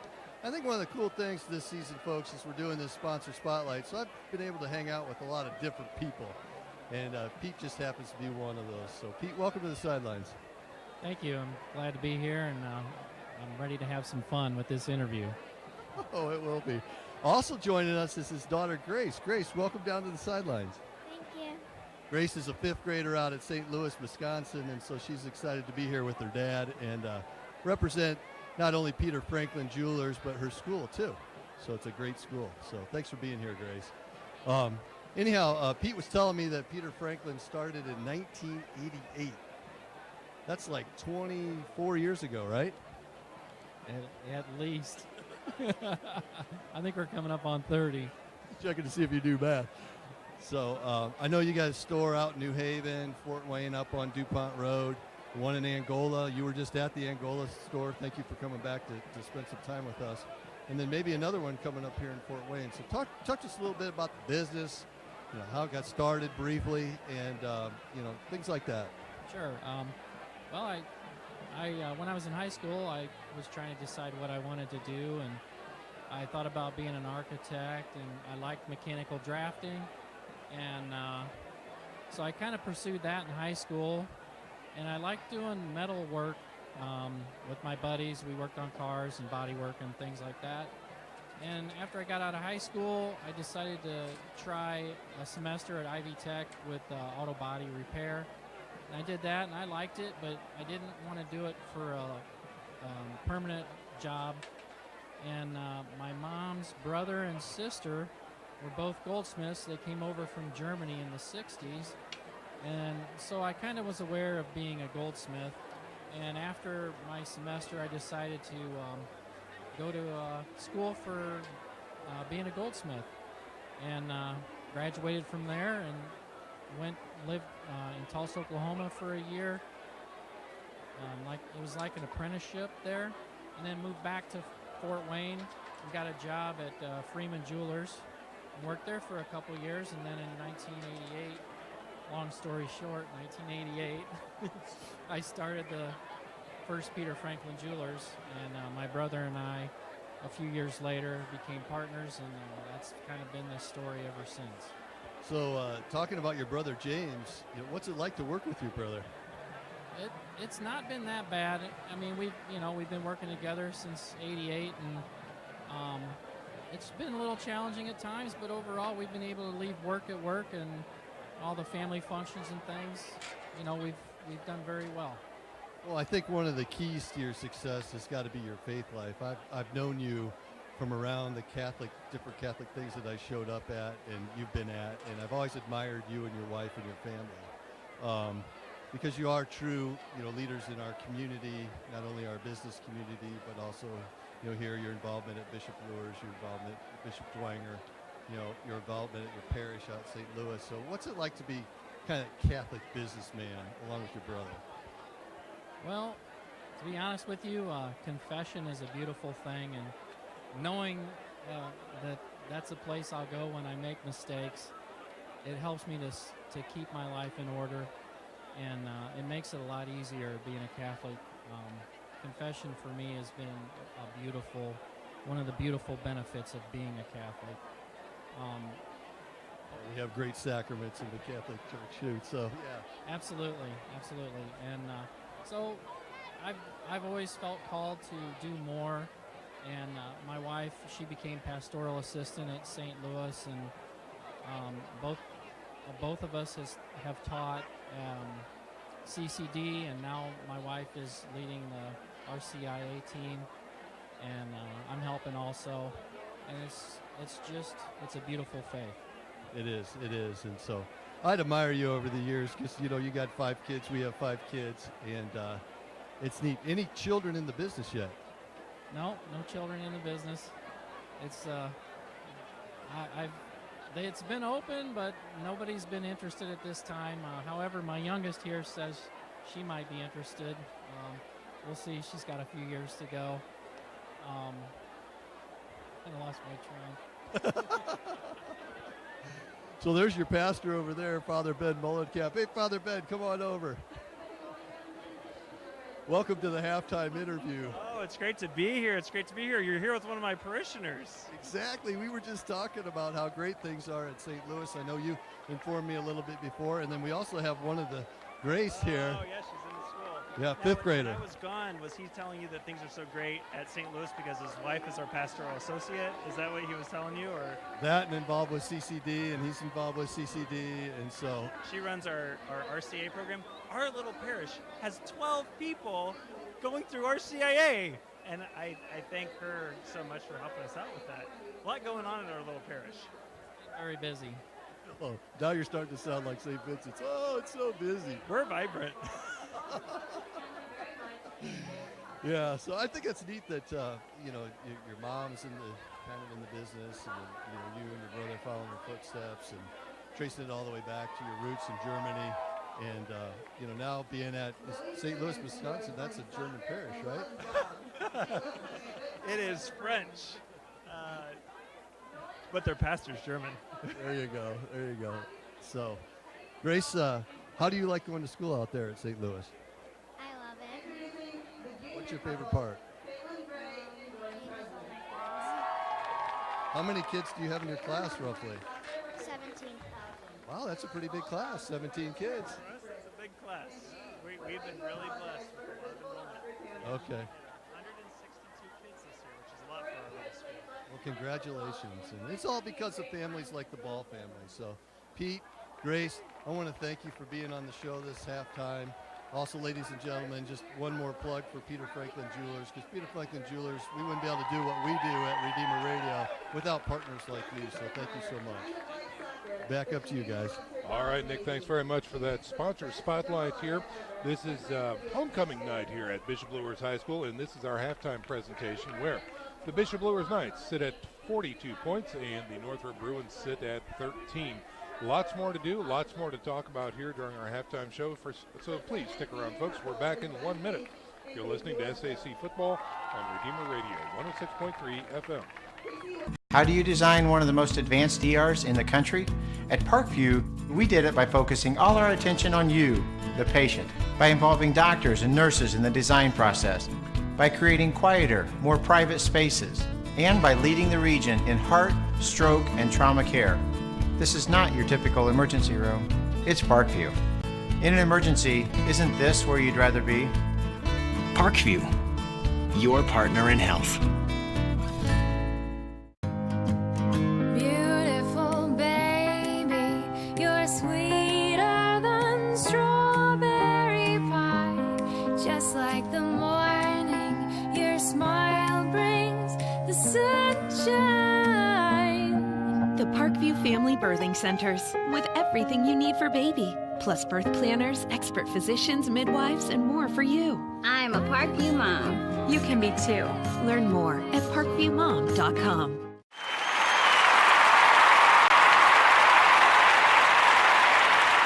Tires and plus size fitment. If you need your rims straightened, Hubcap Express fixes bent rims and wheels. For all your tire needs, visit Hubcap Express, located at 606 West Coliseum Boulevard, and on the web at hubcapexpress.com. All right, so here at Bishop Luers High School, they're announcing the homecoming court and, of course, the homecoming king and queen. And right now, we're going to get back into a little football action with scores and updates from around the area. Nick Gray, what do you have for us? Well, one thing I have for everybody is that Bishop Dwenger really showed up with a different bunch of players this week because they are beating Concordia 24-0 at the start of the third quarter right now. Carroll is beating Southside 42-21. Wayne at Snyder, haven't gotten an update in a while, but last I heard, Snyder was winning that one 7-0. Homestead's beating Northside 28-0. Leo's up on Belmont 20-0. And then New Haven's leading Columbia City 34-0. A lot of zeros out there tonight, guys. The Calves over at Huntington North, and they're winning that one 21-7. East Noble's beating Norwell 8-0. Woodland's beating Jay County 6-0. And then Cherubusco is leading Fremont 34-0. So, man, a lot of eggs on those scoreboards. Back up to you guys. All right, very good. Let's bring in the godfather of football, and you, Mark Watts. We're going to pot you up here as well, and talk a bit about what we saw in the first half there, guys, and be loquacious. Now, godfather, that means talking, okay? So don't feel that you have to cut anything short. We got lots of time. It's homecoming here at Bishop Luers. Godfather, give us your takeaway of the first half. In the first half, I really think the Knights need to come out here thinking it's 0-0 because I saw a lot of opportunities for the Knights to get in big trouble. One was that pass that they had to go with a penalty, holding penalty. If he catches that ball, that's a touchdown. Keyshawn's had the ball so many times running it, and I'm sure we'll find out how many yards he's got tonight. But they've got weapons. Number 80's always spread out. I've seen him open several times. So I think Northrop's got some plays they feel confident with. So the Knights need to come out ready to play the second half, 4 quarters of football.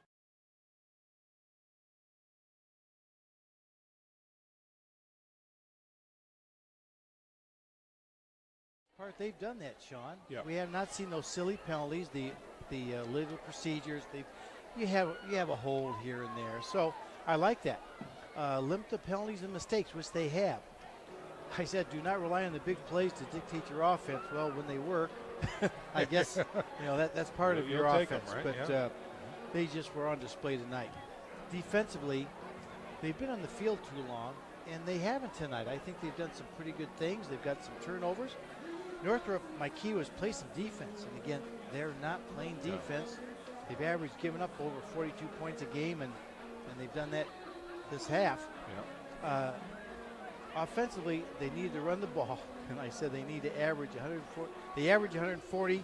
They need over 200 to win. Well, maybe 4. Mr. Edwards, Keyshawn Edwards tonight, 16 carries, 234 yards, and 2 TDs in the first half. Going back to the rest of the stats, Merzo, 6 of 11 for 66 yards for Northrop. Receiving, Barry, who's had just an outstanding game as a kick returner. Davion Barry, 4 catches for 42 yards. Bishop Luers passing, Kanatke, 6 of 11, 175 yards and 2 touchdowns.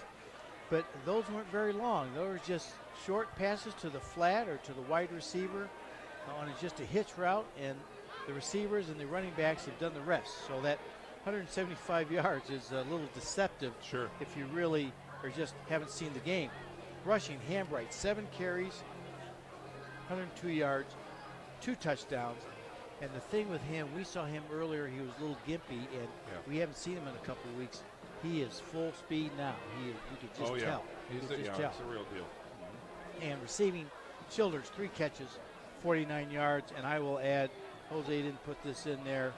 He had a heck of a block on to get Gaston's, probably was it an 80-yard, 84-yard touchdown.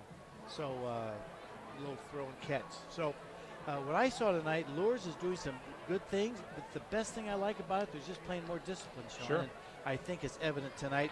And I know that coaches have been working on this. I talked to Coach Lou before the game, Lou Goodwin, and they've been having trouble with the trap block. So I said, Lou, how are you teaching the tackles on this to take on when the offensive lineman blocks down? He said, Mark, we tell them to don't get width, don't get up the field, step down, get ready to take on that tackle or guard that's going to try to kick you out on the trap block. And I said, okay, Lou, I knew you're doing that, but you're not doing it on film. He said, Mark, I know. He said, in fact, we think we have one of them come across and turn and show them their numbers so they get hit right square in the numbers. But he said, we're working on it. He said, but sometimes, this is what's happening, and they're frustrated. Sure. He was frustrated as a coach. So tonight we saw the same thing. So I've been there. You get these kids, you say, do this, but in the game, they haven't gotten it yet. Right. But they're going to have to get it, especially who's coming up, because Snyder traps, they pull guards and tackles all night. And they've got a well-coached team next week in the Battle of the Bishops, and you know that the Dwenger staff is going to see this. Yes. And they're going to try and key on it. Well, we saw what tonight. Northrop's got a good staff. Yeah. I mean, these people, these guys know what they're doing over there at Northrop. Yeah. Excellent coaches. And so that's how really most of Edwards' 234 yards have come on those quick trap plays. Sure. Well, folks, I tell you what, we're going to go ahead and step out for a little 30-second break. While we're doing that, we're going to try and connect with Joe Wharton, who's trying to call the station to give us a live update from the halftime over at Bishop Dwenger. The Piston Bowl is being played tonight over at Zollner Stadium. So we're going to try and connect with Joe and see if we can't join him on the air. So let's go ahead and take a little 30-second break, and we'll be back. You're listening to SAC Football here on Redeemer Radio, 106.3 FM.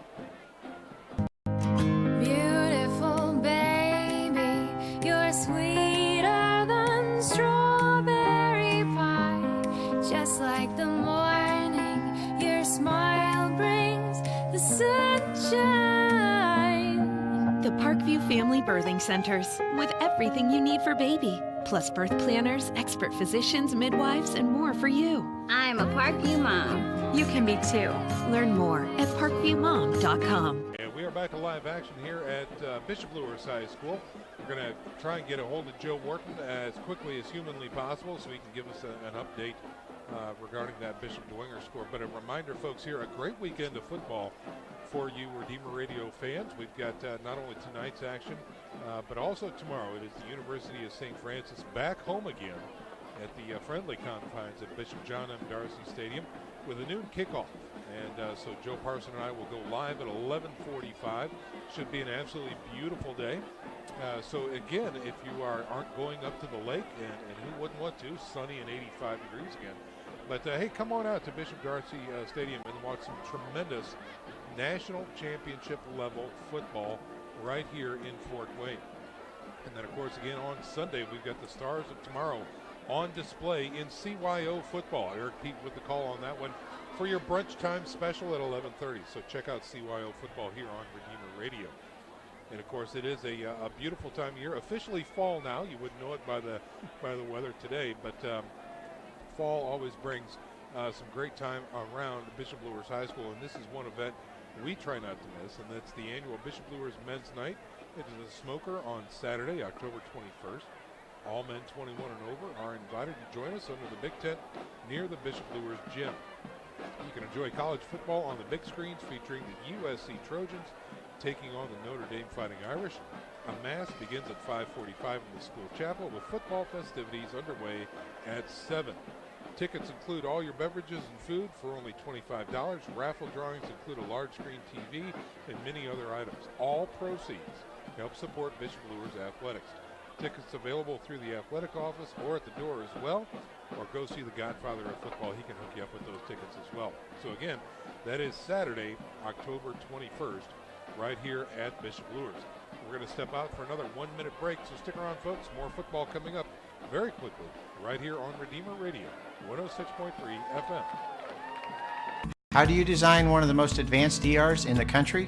At Parkview, we did it by focusing all our attention on you, the patient, by involving doctors and nurses in the design process, by creating quieter, more private spaces, and by leading the region in heart, stroke, and trauma care. This is not your typical emergency room. It's Parkview. In an emergency, isn't this where you'd rather be? Parkview, your partner in health.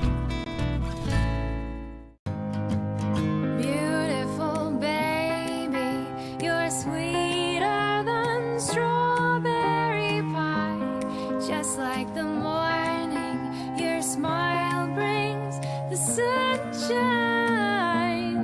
The Parkview Family Birthing Centers, with everything you need for baby, plus birth planners, expert physicians, midwives, and more for you. I'm a Parkview mom. You can be too. Learn more at parkviewmom.com.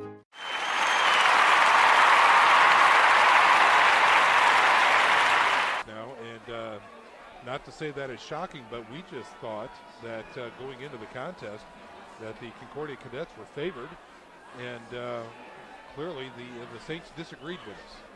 Sean, last week we saw the Bishop Dwenger team that we thought we could see. Yep. And with O'Keefe came in the ball game, again, it's unfortunate the Morris kid got hurt. We hate to see anybody get hurt like this.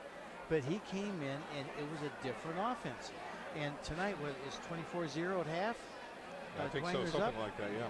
And this is what we see there. And Dwenger's defense has always been good. Oh, sure. And so, yes, it's a little surprising. I'm surprised it's 24-0. I'm surprised they've held Bird, the quarterback at Concordia, down as much as they have. We don't know about turnovers, though. But to score 24 points, I'll bet you O'Keefe's got that offense going.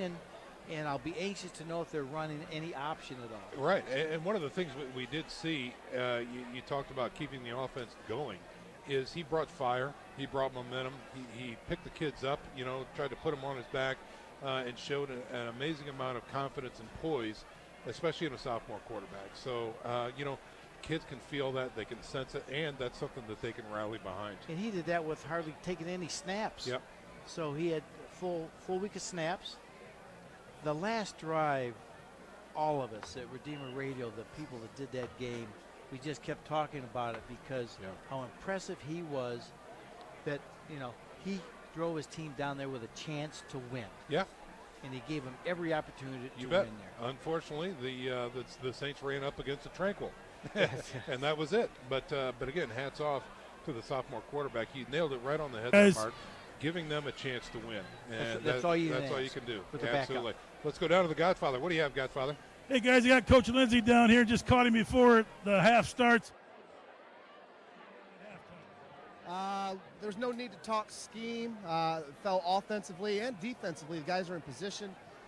We figure out the inside trap that they've been dicing, I think 3 or 4 run plays right up the gut. And offensively taking care of the ball. I mean, we kept it simple. No need to overtalk and overthink things. We've in control pretty much this game, but there's some things we need to clean up, and that's what we're looking to do the second half. I love it. Thanks, Coach. Good luck second half. Yeah, good insights there, Dave. Thanks for catching Coach before he gets back to work. We are very close to getting back to work, about 30 seconds to go here before the third quarter starts. And again, your score 42-13, the Bishop Luers Knights over the Northrop Bruins here.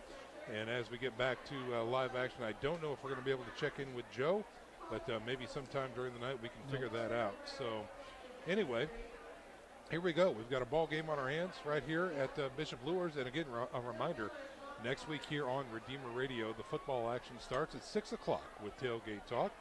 And that'll lead right into our Game of the Week coverage from Zollner Stadium. It is always a big one. Year after year, you can throw the record books out because it doesn't really matter at this time of year. It is the Battle of the Bishops. The Bishop Dwenger Saints hosting the Bishop Luers Knights next week, 7 o'clock at Zollner Stadium.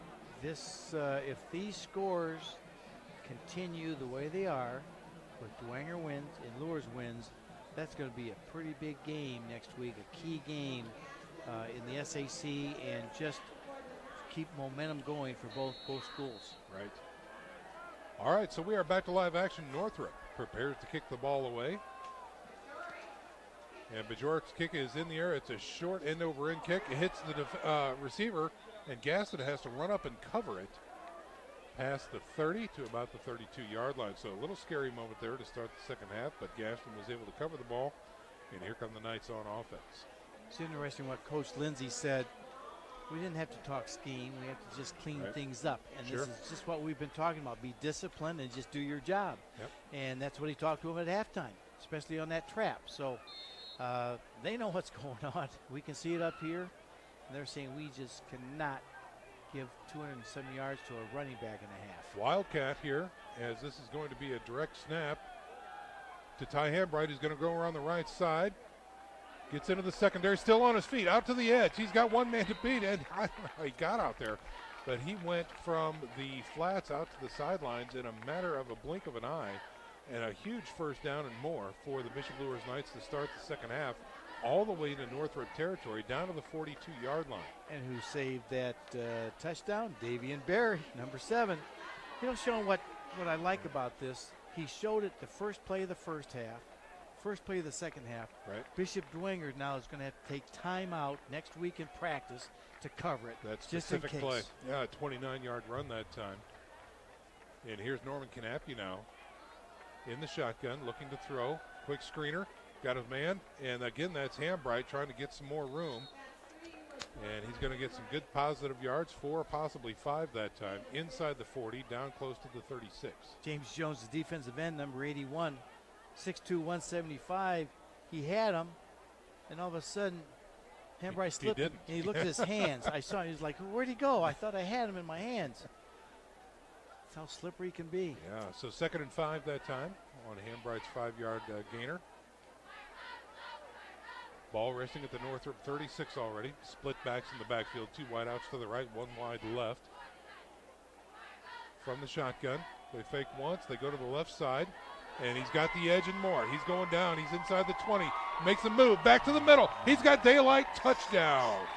A 32-yard score for Jordan Presley. Hey, guys. Godfather, to walk us through it. No, as he's running, it's like the fireworks are going off. You hear people saying, "Oh, oh," because he's making different cuts, and people are they're just faked out of their, shoes. Yeah, shoes. That's it. Godfather, I was doing it up here. Yeah. His vision is so good, and he just picked the spots, and then when he cut back, that's what the great ones do. They cut back against the grain and walk in. A 32-yard score by Presley, followed with a 1-point score by Howe. And again, the Bishop Luers Knights score. Mark, we talked about it. We'll keep things right here. But again, Coach talked about we don't have to talk about scheme. We need to talk about execution. And we all know that first drive in the third quarter is an absolutely critical one. And the Knights didn't take a breath. They didn't skip a beat. And they came in and fired, and they struck gold right away. No penalties? You're no right. penalties. No penalties. Yeah. No bad blocks. They just did their job that time. Yeah. Really good. You called it. Good execution, and they did what they needed to do. And it's exciting to see that Wildcat. I like it. It just what it does when what teams have been doing against Luers, they're putting 8 in the box. And let me just explain that. Normally you just have 7 defenders against the run and 4 against the pass. And then you put another defender close to the line of scrimmage, and you're really forcing the other team to throw more.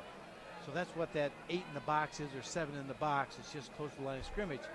So what that Wildcat does, it brings the quarterback out. You have to take someone out of the box, so to speak, and then Hambright or Presley runs it anyway. Right. So you've gained a blocker because you've got one less person in there.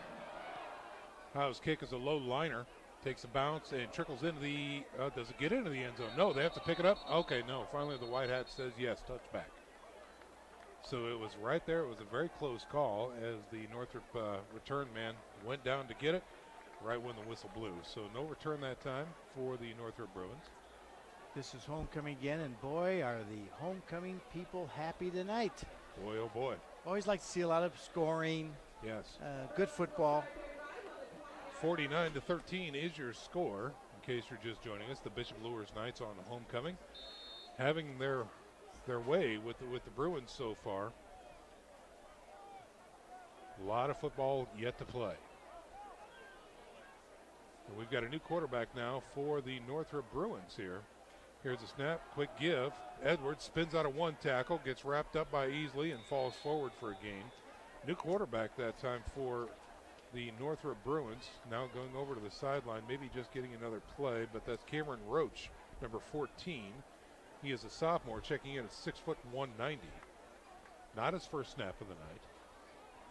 That was the trap play again they came back with and played a little bit better. Someone who was talked to at halftime.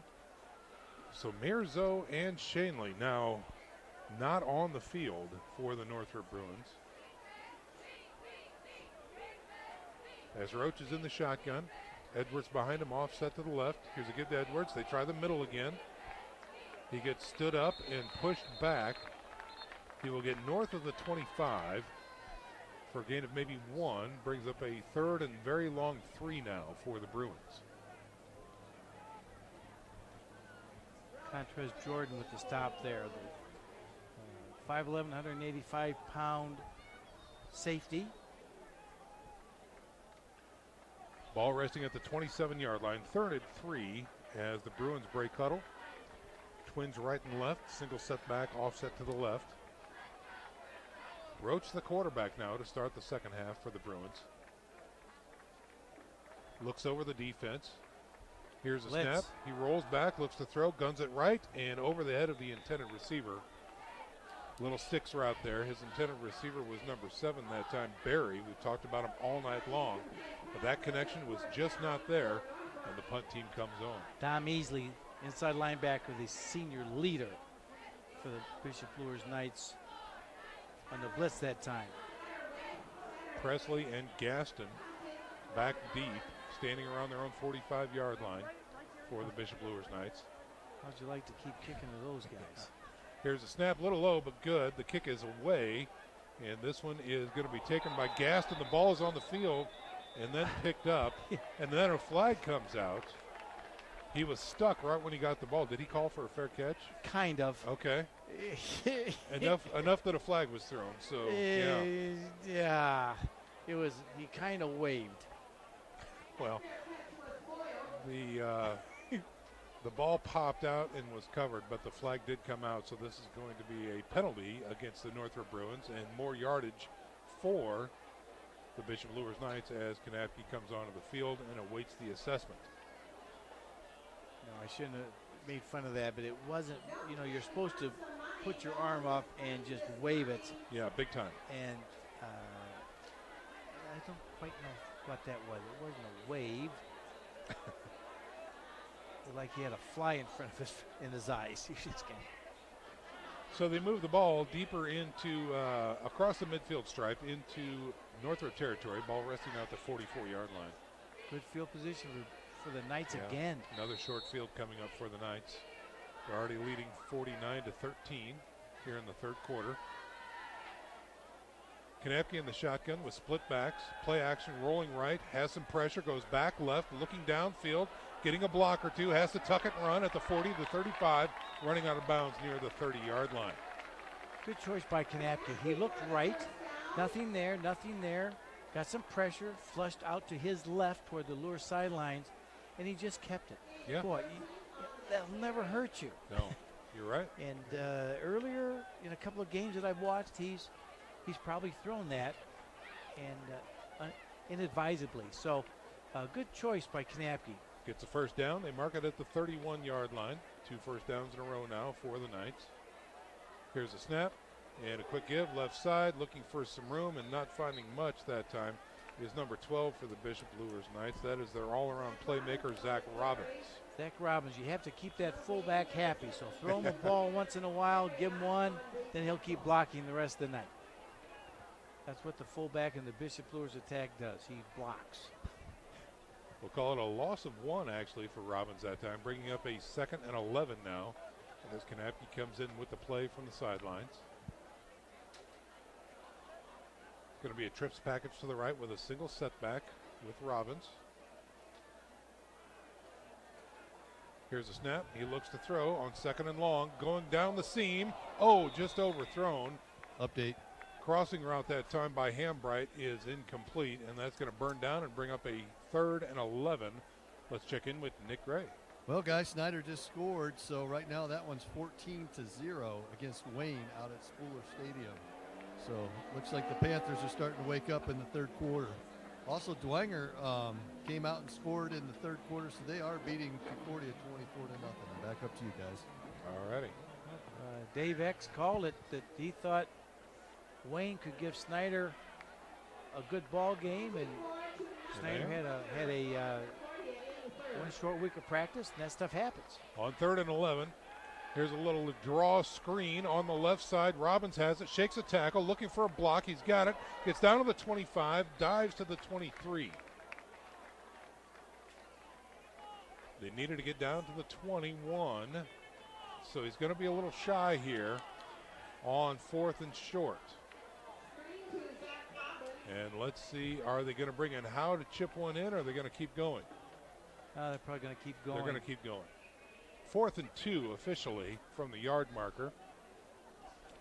The thing is, with having Zach Robbins at fullback, and a couple of these plays he's just been the single back, he's an old quarterback, so you could always have a pitch pass. Good call. You know, down the road, you could really use him effectively in more ways than just blocking. Man in motion now. They fake the jet sweep. Oh, wait, we've got a timeout on the field. Luers didn't like the formation, so they called a quick timeout before the snap, actually. So we're going to go ahead and step out for a little 30-second break ourselves. 49-13 is your score with 7:26 to go in the 3rd quarter. Stick around, folks. You're listening to SAC Football on Redeemer Radio 106.3 FM. How do you design one of the most advanced DRs in the country? At Parkview, we did it by focusing all our attention on you, the patient, by involving doctors and nurses in the design process, by creating quieter, more private spaces, and by leading the region in heart, stroke, and trauma care. This is not your typical emergency room. It's Parkview. In an emergency, isn't this where you'd rather be? Parkview, your partner in health. We are back to live action here at Luers Field, where the Bishop Luers Knights are facing a 4th and 2. And they've just called a timeout to talk about it. They were going to go previously with a fake jet sweep to Gaston. And just as they snapped the ball, coach called a timeout. Coach Lindsay wanted to talk to his offense before they execute this play. So just to recap it, it's 4th and 2 from the 23-yard line. So if they do get a first down here by inches, they will be inside the red zone of Northrop again. Let's see if he tries to draw him offside here. Single setback, tight package left, working from the left hash mark. Here's a snap, here's a pitch. Hambright's got it, looking for some room. He stretches for it. It's going to be close. I don't know that he's got it. We've got a little extracurricular afterwards as Coach X goes out and grabs his player and drags him off the field. Antoine Scott, 5'9", 200-pound linebacker junior, made an excellent play to come up there, and I don't know if he got it. He did not. No, that's a turnover on downs there, and the offense comes on the field for the Northrop Bruins. You know, Sean, we were talking with this type of score, it'd been interesting if they let Howe try to kick that field goal. Anytime you can practice long ones that you really don't need to make, to learn. Yeah. Because we remember we were talking a couple years ago where Andrean hit a long field goal to beat Luers from about that same spot. Here comes Northrop on offense. Roach the quarterback. Here's a snap. Give to the tailback Edwards, going left. He's got some room. He's into the linebacker core, gets stuck at about the 35-yard line. Gaston came up and laid the wood. Edwards pops right back up. And a nice run for a first down there. That trap play still broken for around 10, but good pursuit then from the secondary. Ball resting at the 35, so a fresh set of downs for the Northrop Bruins. Again, third quarter action, 49-13 your score. Bishop Luers on top. Trips package to the left. Single set back right with a wide out right. Roach in the shotgun. Blitz comes through the middle. Quick hitter, left side. He's got his man. Getting out to the sidelines, reaching for the stick.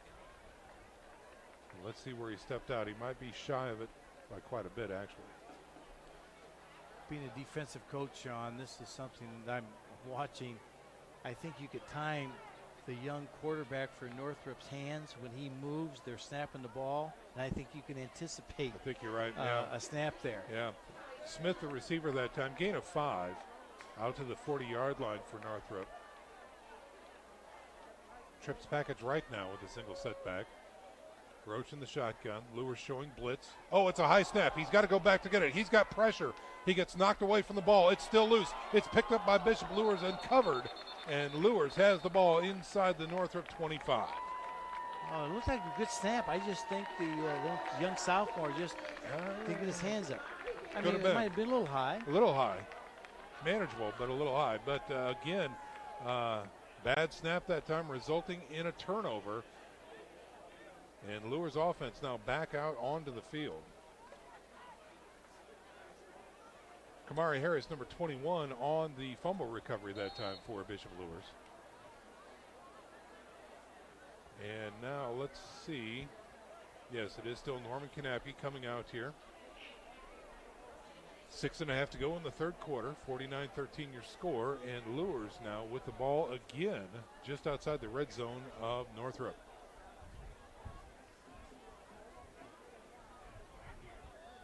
Here's a snap. They fake the jet sweep. He's got pressure from the outside, rolling right, throws it.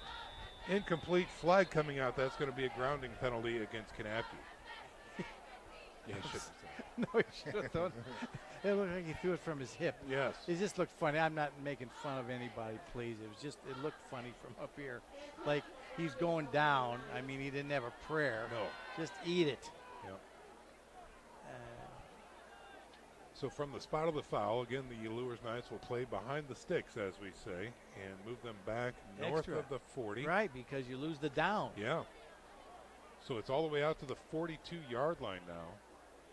It looks like they need to get to about the 13 for a first down. These are the mental mistakes that they need to clean up. Yeah. And if they're going to do anything the next 3 weeks, if they're going to do something in the tournament, you cannot afford to have that. That's not playoff-worthy ball. No, right there. no, not as you're starting. You know, he's been starting enough. He's a junior. He needs to start being smarter than that. Second and forever now for the Knights. Here's a quick give to Hambright around the right side. He's got the edge going down the sidelines. Finally pushed out of bounds. Oh, and a late flag comes out on the far side of the field as well. What was that? Yeah, it was marking around the 35. That's going to be a hold against the Bishop Luers Knights. Coach Lindsay cannot be happy. These are the things that you just do not want to see from your ball club right now. So they started the walk-off at the 36 and take it out to the 46. So they move backwards again. Down remains second. Ball now resting at the 46-yard line of Northrop.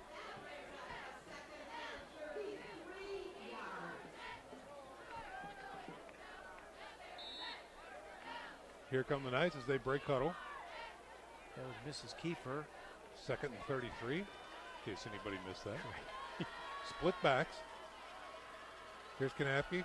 Second man through, going to the left side. He's got some room and more. He's going through the middle. That's Presley. Puts his shoulder into it and gets inside the 30 to about the 28-yard line.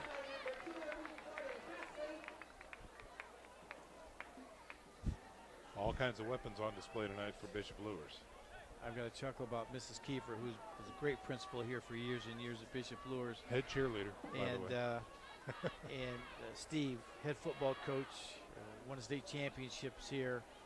And she said that first and 33 like an old coach's wife. You shouldn't have first and 33. Third and 16 now for the Knights. Yeah. Here's a snap.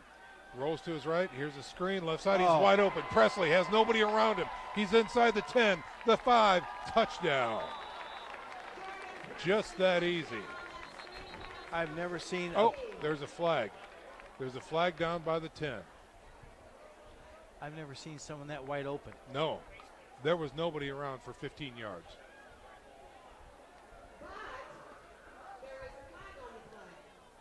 Let's see what the white hat says. It is a face mask against Bishop Luers. Hey guys. Wow, Godfather, what do you have? As he was heading to the end zone and really didn't need a block on that last individual, but the person out here, and I didn't catch his number, when he went to block, touched the face mask when he pushed his hands out. So you get a face mask call on something like that. Yeah, that's tough. That is absolutely tough. Another mistake by the Bishop Luers Knights erases a tremendous run by Presley. And it looks like they are facing, again, a third down from the spot. And it's going to bring up a 3rd and 4 now for the Bishop Luers Knights. Ball at the 17-yard line. Second man through, left side. He's going to get inside the 15. That's Presley again inside the 10. Should be enough for a Knights first down. Good pursuit, though, by Northrop. Guys. Yeah. One thing is the coaching staff didn't get down on the players on that penalty. They're trying to teach them, hey, it's not what happens to you. It's what you do after something happens to you. These guys came up, lined it up. That was a pretty nice play. 5 minutes to go here in the third quarter as the Bishop Luers Knights get the ball inside the 10-yard line and are now threatening 1st and goal for the Knights. They break huddle with an offset eye. 2 wideouts to the right, 1 wide left. Here's a snap, give to the tailback through the middle. That's Presley bouncing it out to the right side. Touchdown, 10-yard touchdown by Jordan Presley. How do they make it look so easy? My goodness. How did he see that over there? I mean, it looked like there was nothing. All of a sudden, he put in that 3rd gear and just waltzed in. Wow. So 6 more points on the board for the Bishop Luers Knights. And what that tells us, the offensive line are holding their blocks. Yeah. They're just not hitting and falling to their knees, which is a good sign for Bishop Luers. And I think they've been doing that all night. Zay on the hold, Howe on the kick. They're both perfect on the evening, and that is going to push them past 50 right there. So let's check the time. 4 minutes and 52 seconds remaining here in the third quarter. 56-13 is your score. I think we're going to go ahead and step out for a little 30-second break here. And when we come back, we've got more football coming right up after this. You're listening to SAC Football on Redeemer Radio, 106.3 FM. Beautiful baby, you're sweeter than strawberry pie. Just like the morning, your smile brings the sunshine. The Parkview Family Birthing Centers, with everything you need for baby, plus birth planners, expert physicians, midwives, and more for you. I'm a Parkview mom. You can be too. Learn more at parkviewmom.com. Back to live action here at Luers Field. 56-13 is your score. The Bishop Luers Knights have scored again off of a 10-yard scamper by Jordan Presley, and they're preparing to kick this one away. Homecoming night here, and the crowd is full, and they are getting to see a good one here. Mark, if you like the high-flying, high-scoring football games, this is one for you. You are seeing the Bishop Luers speed and offensive back display all over the place tonight. Oh. Ball needs to be reset there. Godfather, is it getting a little windy down there? And if it is, can you send some up here to the press box? No, there's not a drop. Take a look at that American flag. I like it when it's waving. Yeah, it looks pretty limp right now. Flat, yeah. All right, so they reset the ball. As Howe will put his leg into it here from the 40, kicking right to left on your radio dial. High end over end kick. This one a little short, taken near the 5-6 yard line. Looking for some room coming across the field. Looking for some more room near the 25 with a stiff arm. There's a flag that comes out near the 27-yard line. Edwards on the return that time for Northrop.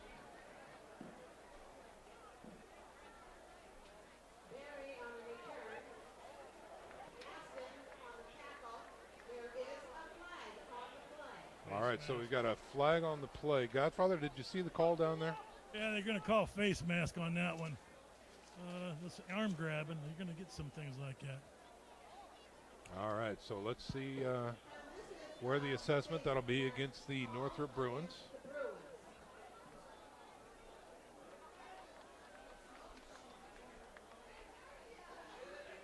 Yeah, let's see, Mark, where they're going to mark that inside the 15 at the 13-yard line. Right, yeah? and we've been saying this over and over. These are the things, these unforced penalties and mistakes that's been hurting Northrop all year. From the shotgun, Roach the quarterback. Here's the snap. Give to the tailback, Edwards. Left side, finds that seam, gets into the linebacker core, and taken down after a nice game. That trap play, Luers doing a little bit better with it. Nick Burkmeyer with the tackle.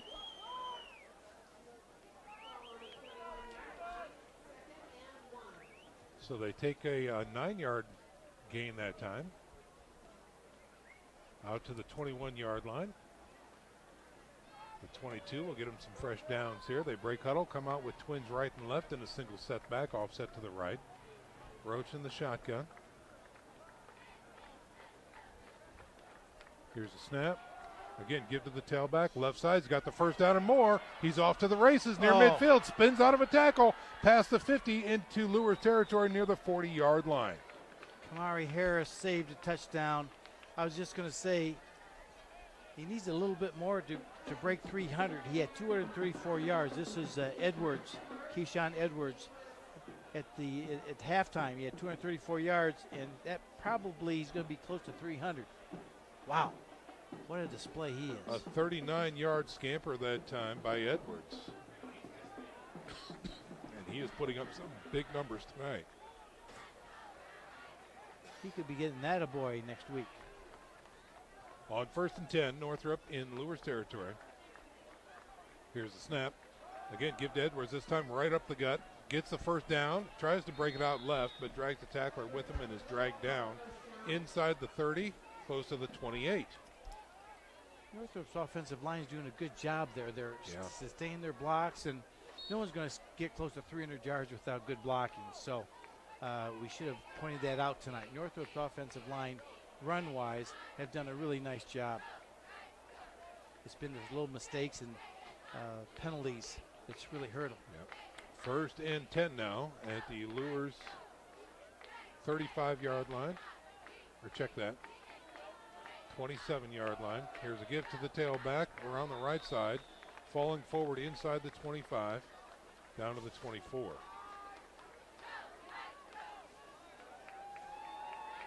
Just drive right up the middle, and Edwards just hits the hole so hard, so fast. Gain of 4 that time. Brings up a 2nd and 6 for the Northrop Bruins. Again, working left to right on your radio dial. Inside the Luers 25 at the 24-yard line. Roach in the shotgun. Oh, we've got movement. Again, look at that, Mark. Movement on the left side of the line for Northrop. Unforced error. Sound like a broken record tonight, but the left tackle just moves early and didn't even think it was going to be on that snap. And there you go again. You had 2nd and manageable. Now you've got 2nd and 11. Oh, Coach Dorfler, all he wants here, and he's trying to get it done. I know what he's doing. He's trying to get a good drive, get some momentum, just get some positive things going on for his team. Jose's going to make you look real good here in a moment, Mark. Yes, he is. All right, off the penalty. 2nd and 11 now for the Bruins. Here's a snap. Again, give to Edwards through the middle. Breaks through the line, pushes away, back down close to the 25. He's going to be proud of me here. So 23 carries for 330 yards for tonight. Boy, that's just impressive. Ball is resting at the 25-yard line of Bishop Luers now. I wonder what the Northrop record would be. I mean, you would think that has to be sniffing it, wouldn't you? Oh, you'd think so. You bet. 3rd and 7 now for the Bruins. Trips package to the right. One wide left with an offset back left is Edwards. Here's the snap. He looks to throw on 3rd and long. Goes to the flats. He's got his man. It's caught inside the 20, down to about the 18-yard line. On the catch that time was Smith, number 4. That was just a nice call. Coach Dorfler, just give the young sophomore who's come in, started the 3rd quarter, a nice pitch and catch, something easy read. Just build his confidence and momentum right now.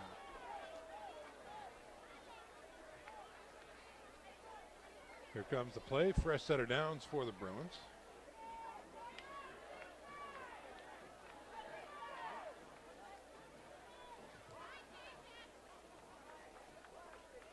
On 1st and 10, Rojas trips to the left, 1 wide right.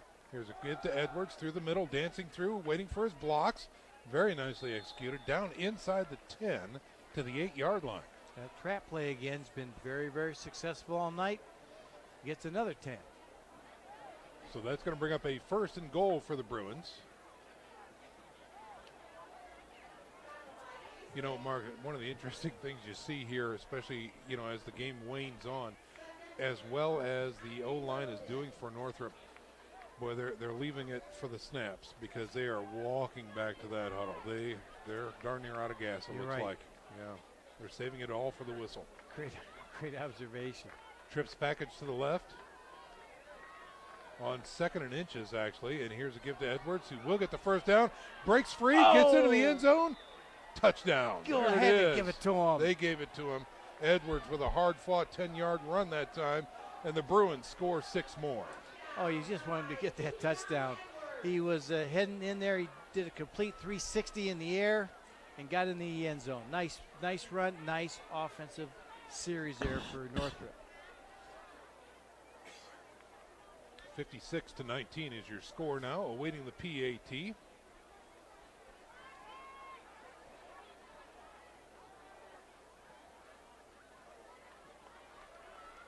Waiting the whistle. Now we had a personnel issue for Northrop, and the end comes on. We're all set, raring to go, awaiting the snap. Low snap. No, it's no good.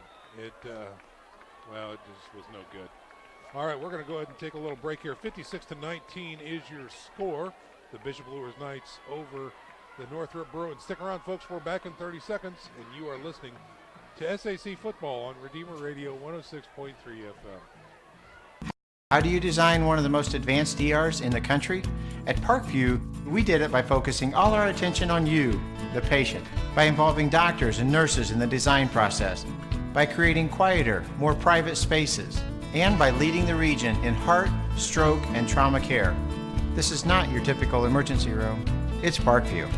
In an emergency, isn't this where you'd rather be? Parkview, your partner in health. 25 seconds remain here in the 3rd quarter at Bishop Luers High School, where the Knights, 56, are taking on the Northrop Bruins, sitting at 19. So again, the Northrop Bruins able to put together a nice sustained drive there, Mark, and take some time off the clock and showing no quit. Showing no quit and just trying to build something positive for next week. Yeah. 1-4, but you can see they're still trying, and they're trying to do what's right. And Coach Dorfler is keeping this, all this team together, which is proud of them. Big kick taken by Presley back inside the 10-yard line, going back across the midfield stripe now. And near the center of the field, taken down near the 23-yard line, is Presley on the return. And let's see, got some new jerseys coming out there now for Bishop Luers. But let's see, and it looks like we've got a new quarterback talking to Coach Lindsay right now. That would be Zach Robbins, number 12. Coach X, are the players seem a little winded or hot down there? Or are they doing pretty good? The Luers side, I think they're fine. I mean, but the Northrop team looks like they're gassed. Luers, I noticed, still running off the field after the extra points, running to the line of scrimmage. They look pretty fresh. Okay. Good. All right, let's see what young Mr. Robbins can do here. Wearing number 12, and we've got a problem with the lineup. Now a pro set coming in and now we've got a timeout on the field. Presley was not on the field. They were missing a back. He came in late, and I think they were just about to get flagged for a delayed game. But now we've got a break in the action with a timeout on the field. So we'll go ahead and step out for another little quick 30-second break here as we get ready to start the last drive of the third quarter here from Luers Field. Stick around, folks. SAC football right here on Redeemer Radio 106.3 FM. Beautiful baby, you're sweeter than strawberry pie. Just like the morning, your smile brings the sunshine. The Parkview Family Birthing Centers, with everything you need for baby, plus birth planners, expert physicians, midwives, and more for you. I'm a Parkview mom. You can be too. Learn more at parkviewmom.com. Listeners, just a reminder that the St. Felix Catholic Center in Huntington, Indiana offers one-day and overnight retreats with over 70 rooms. Be sure to visit Our Lady in her grotto and walk the 30 scenic acres. You can plan your visit by visiting sfcatholiccenter.com. Back off the timeout. The ball is handed off and fumbled in the middle of the field near the 25-yard line. The timeout is over, and it is a turnover. And the Northrop Bruins come up smelling like roses, as now they have the ball just outside the red zone of the Bishop Luers Knights. I think Tony Mendoza, the 5'10", 185-pound sophomore, got that. I was trying. He's jumping up and down over there. So I think he got it. All right, so it is not the last drive of the third quarter as the Northrop Bruins take over with 11 seconds to go here in the third. We're going to have a quarter break here, but we're going to keep things right here as I believe we've got Joe Wharton waiting on the line for these last 11 seconds. So we're going to try and see if we can't connect to him. He's not on the line. And see what we can come up with. We've been trying to get a hold of him all night. Maybe we can make it happen here soon. I don't know. All right, here is the snap for Northrop, and it's a give through the middle. And finally taking the runner down as he pushes away around the left side for a short gain. Rashawn Vaughn, new running back in there. 160-pound junior. That's going to do it for your third quarter, ladies and gentlemen. 12 more minutes to play here at Luers Field as the Bishop Luers Knights up over the Northrop Bruins 56-19 to start the fourth quarter. We're going to step out for a little 1 minute break. Stick around, folks. SAC football right here on Redeemer Radio 106.3 FM. How do you design one of the most advanced ERs in the country? At Parkview, we did it by focusing all our attention on you, the patient, by involving doctors and nurses in the design process, by creating quieter, more private spaces, and by leading the region in heart, stroke, and trauma care. This is not your typical emergency room. It's Parkview. In an emergency, isn't this where you'd rather be? Parkview, your partner in health. Beautiful baby, you're sweeter than strawberry pie. Just like the morning, your smile brings the sunshine. The Parkview Family Birthing Centers, with everything you need for baby, plus birth planners, expert physicians, midwives, and more for you. I'm a Parkview mom. You can be too. Learn more at parkviewmom.com.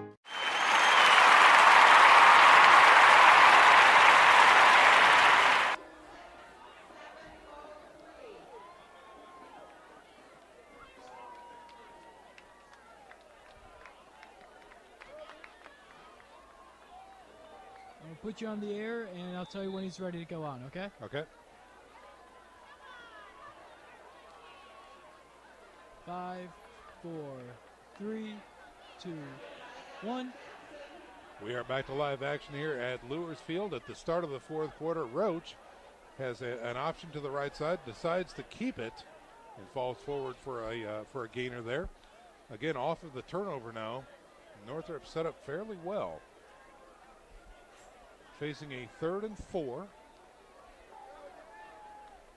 at the Bishop Luers 18-yard line. Here's a snap. Roach with the handoff. Edwards dancing his way through the middle. Gets forward. He may have enough for a first down. It looks like he does as they stop the clock. Yeah. He's still running hard. Oh, yeah. You think after he's had about 340 yards tonight, he might get a little tired. It doesn't look like it. No, he wants more. Yeah. And that will be enough for Northrop first down as they move the chains. That just says something about that young man. Darn right. He's having a big night. He's not quitting. He's leading his team. And what an outstanding young man. Wow, what a player. We're going to mark this one at the 12-yard line. Here's the blitz coming. Here's the handoff, and he's crushed in the backfield. Huge tackle for loss that time.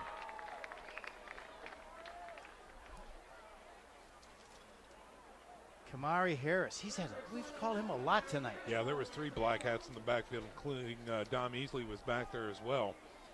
And so that is going to be a tackle for loss of about 5. Brings up a 2nd and 15. And they're going to mark it at about the 17-yard line. And here come the Northrop Bruins breaking huddle. Trips package to the left. 1 wide right. Offset back to the right side.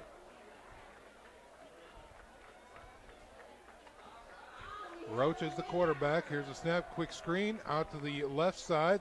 Trying to break tackles and not very effective is number 18 for the Northrop Bruins. Boy, Gaston did a really nice job. He missed the tackle, but instead of just giving up, he turned around. They stood him up, and he was on that pile again. Just shows you a lot. Yeah. Dylan Hoot, the receiver that time for Northrop. Not much of a gain, maybe even a little loss that time. The thing about Gaston, he's just a football player. He is. He's tough. Runs, he blocks, loves to play defense. It's in his blood. You can see his brothers played for USF.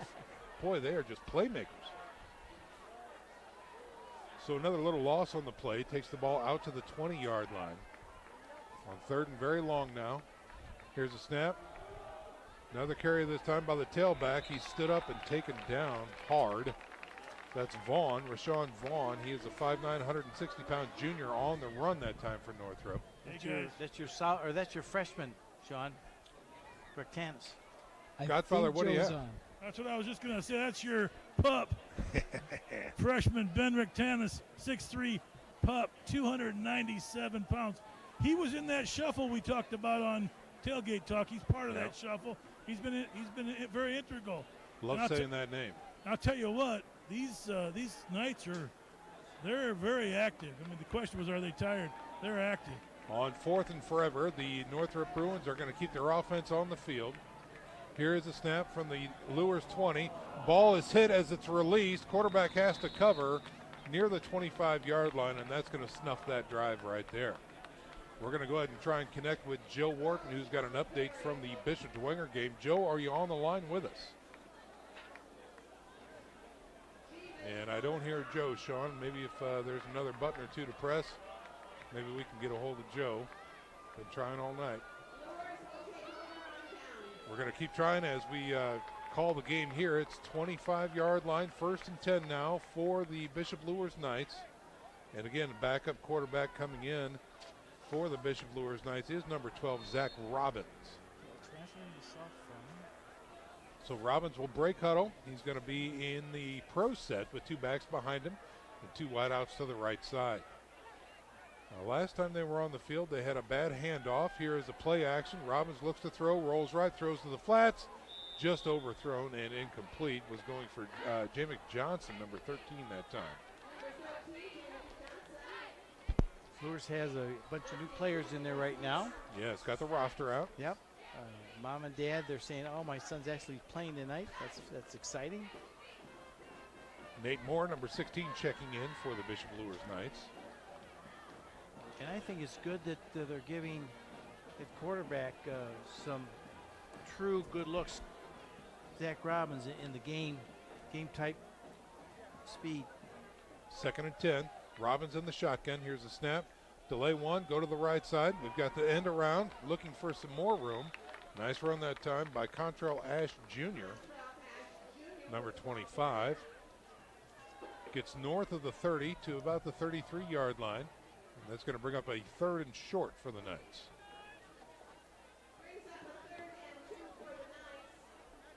Working off the right hash marks is Robbins. 3rd and 2 coming up as they break huddle. 2 wideouts to the far sideline. Split backs and 1 wide to the right is Gaston. Where Northrop has 8 in the box. Oh, a hard count, pulled him off sides. So Robbins doing a nice job that time, getting free 5 yards. And then free first down. Those are cheapies. The model for marriage is to pour everything out. So they're going to move the chains here. Romantic? Not all the time. As they put the ball at the 38-yard line. So they break huddle and come back to the line. This is fourth quarter action. 56-19 is your score. Bishop Luers on top of the Northrop Bruins.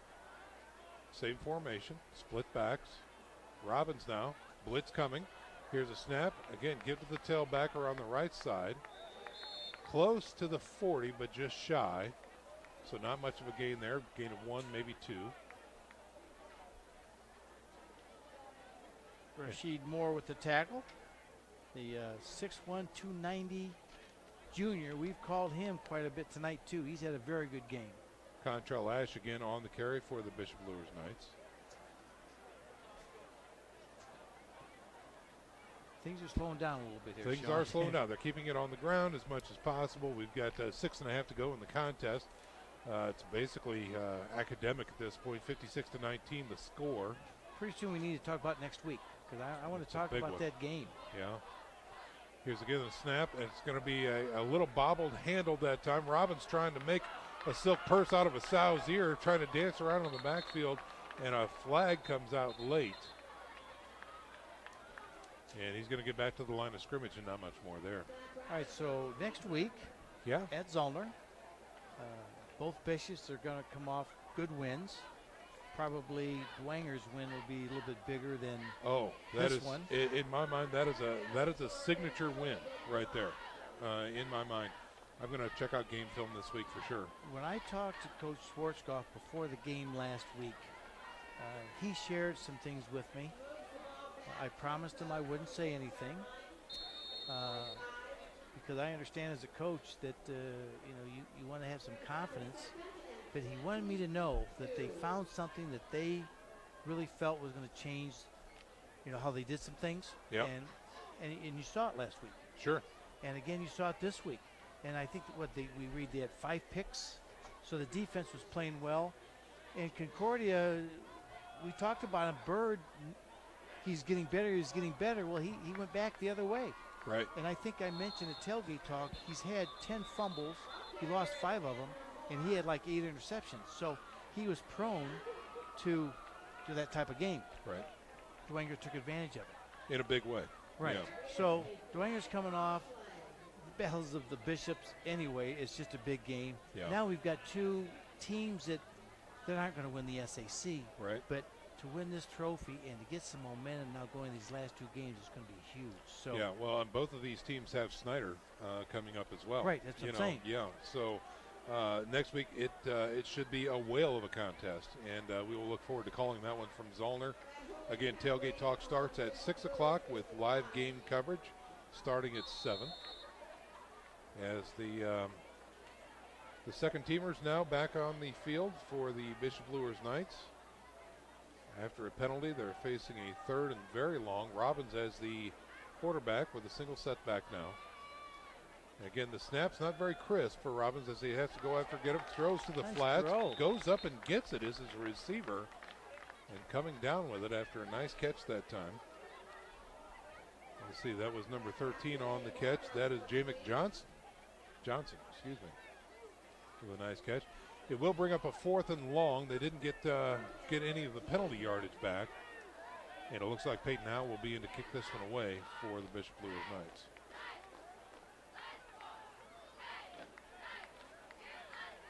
So he's going to launch this one from about his own 25-yard line. See if Northrop's going to put the block on or the return.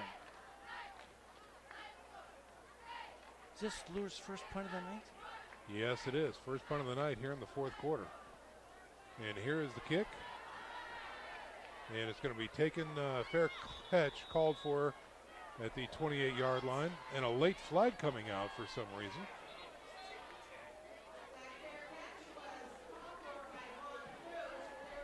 And let's see where the flag and what they indicate here. Sean, you're having a good night when first time you punt is going to be 4:22 left in the game. Right. And I think this is actually going to be against Northrop. Huh. So maybe a hold or something of that nature. And they're going to mark it inside the 25, near the 23-yard line.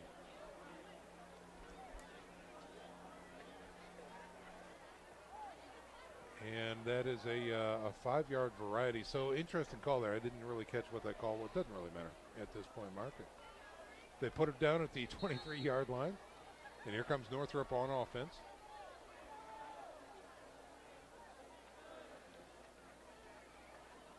Blitz shown by Bishop Luers. Here is the snap. And quarterback keeper this time. Gets out of pressure, gets into the secondary. Knocked sideways after about a 6-yard gain. Sean, I think that's another new quarterback. Yeah, I think you're right. Northrop. Is that number 17? Yes. Seth Pearson. He is a junior quarterback, checking in at 5'10", 150 pounds. Okay. Coach Northrop giving a few looks tonight. We've had 4 quarterbacks now for Northrop.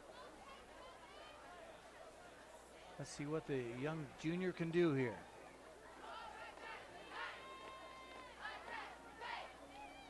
Here's the snap, get to the tailback, through the middle, trying to fight his way forward for some additional yards. May have enough for a first down.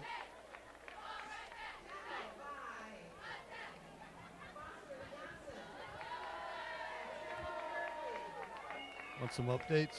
Let's see what we've got here. So it won't be enough for a first. It is enough for a first down. They finally give it to him as the white hat signals the timeout on the field as they move the chains. Let's get an update from the clock here. 3 minutes to go. Just over 3. 56-19 is your final. Is the current score here. And again, bad snaps all the way around as the quarterback has to forget this play and trying to find some positive yards. Gets to the 34-yard line, keeps the clock ticking for a gain of 1 or 2. Let's go down to the sidelines and check in with Nick Gray, who's probably got a lot of finals from around the area at this point. What do you have, Nick? We're getting there, folks. Biggest final is Dwenger did end up beating Concordia 27-0, and I'm sure Joe had a ton of highlights to share with us. Sorry about those technical difficulties. Carroll beats Southside 62-28. Ooh. Snyder's beating Wayne right now 27-0, guys. Homestead's up on Northside 42-14. Leo beat Belmont 42-0. New Haven beat Columbia City 48-7. DeKalb is leading Huntington North 28-23. East Noble's beating Norwell 43-7, and Woodland did end up beating Jay County big time 47-6. Back up to you. All righty, very good. Thank you very much for the update, Nick. Well, the biggest upset was the Saints over the Cadets. Yeah. One would think that Wayne would have had an opportunity to get at least something on the board. Right. But, another shutout. Hats off to the Snyder Panthers. Boy. We finally get to see him Yes. here in a couple weeks. On 3rd and 4, 3rd and 5, the Northrop Bruins has a false start, so that stops the clock, and they'll move back 5 yards. And you see this a lot when you've got your second, third teamers in there. Sure. You've got your fourth quarterback. The cadence just isn't the same, and they lose some continuity. So this is pretty normal. So just a reminder, football fans, if you're driving away from your game, remember to check out National Championship Football tomorrow right here on the University of St. Francis Football Network, Redeemer Radio. The live coverage starts at 11:45 with kickoff at 12 from Bishop Darcy Stadium. Back here at Luers Field, we've got a play action. Quarterback rolling to his right, throwing, and dislodging the ball. No chance for a catch that time. So an incompletion will bring up a 4th down and long for the Northrop Bruins. They're still being aggressive. They're blitzing there and forced the young quarterback out of the pocket. Tough throw on the run here when you've got those. He was being pursued. Yes, he was. He was. That's not easy. Yeah. Open your hips and turn them. Yeah, 4th and 9 coming up for the Bruins as the punt team is on. Single man back deep for the Bishop Luers Knights near the 40-yard line. Good snap this time. Oh. Pressure coming, but they get the ball away. Kicked right to the back and hit immediately at the 42-yard line. And he will go down for no yards after the catch. That was number 87 there, Joe. Or Mark, do you have a... I'm going to get it. They turned the lights off on us up it's here. a little tough to do that, isn't it? Johnny Sewell, right? Number 87 for the Bishop Luers Knights. Yep. Freshman. Pup playing. New quarterback now for the Knights as he's coming in, number 17. That is Seth Pearson. We talk about it every year when we have these blowouts. There's nothing like these young pups playing. I mean, on Friday nights, it just gets to the, you want to just keep doing what you have to be doing so you can do this when you're a junior and senior. Darn right. Here's a give to the tailback around the right side through the hash mark, getting a good gainer that time. And check that, that's actually Christian Fly, number 17 for the Knights in as quarterback. He's a sophomore, 5'7", 126 pounds. Handoff there, gain of about 5 near the 49-yard line of the Knights. Knights taking their time, keeping it on the ground at this point. I'm telling you, I guarantee seeing Coach Lindsay, let me throw one. Come on. Come on. That's right. I'm finally in the game on Friday night. Let me throw one, Coach. Pro set this time for the Knights. Fly with the ball, give to the tailback around the right side. Nothing there, swarmed over and stopped. Ramon Anderson, number 30, the ball carrier that time. He is a freshman, 5'6", 149. And folks, that's going to do it. And of course, the final here from Bishop Luers, 56-19. We're going to step out for a break, and when we come back, we'll wrap things up from, Luers Field. This is SAC Football on Redeemer Radio, 106.3 FM. Friday Night Lights. Fort Wayne football from the comfort of your own home, or when you're on the go. The same night the pigskin touches the end zone, or is stopped dead in its tracks. 10 teams, 5 games, one website, SummitCitySports.com. Live stream high school games, score updates, and news hub for all Fort Wayne area athletics. Find us on Facebook, Twitter, YouTube, and SummitCitySports.com.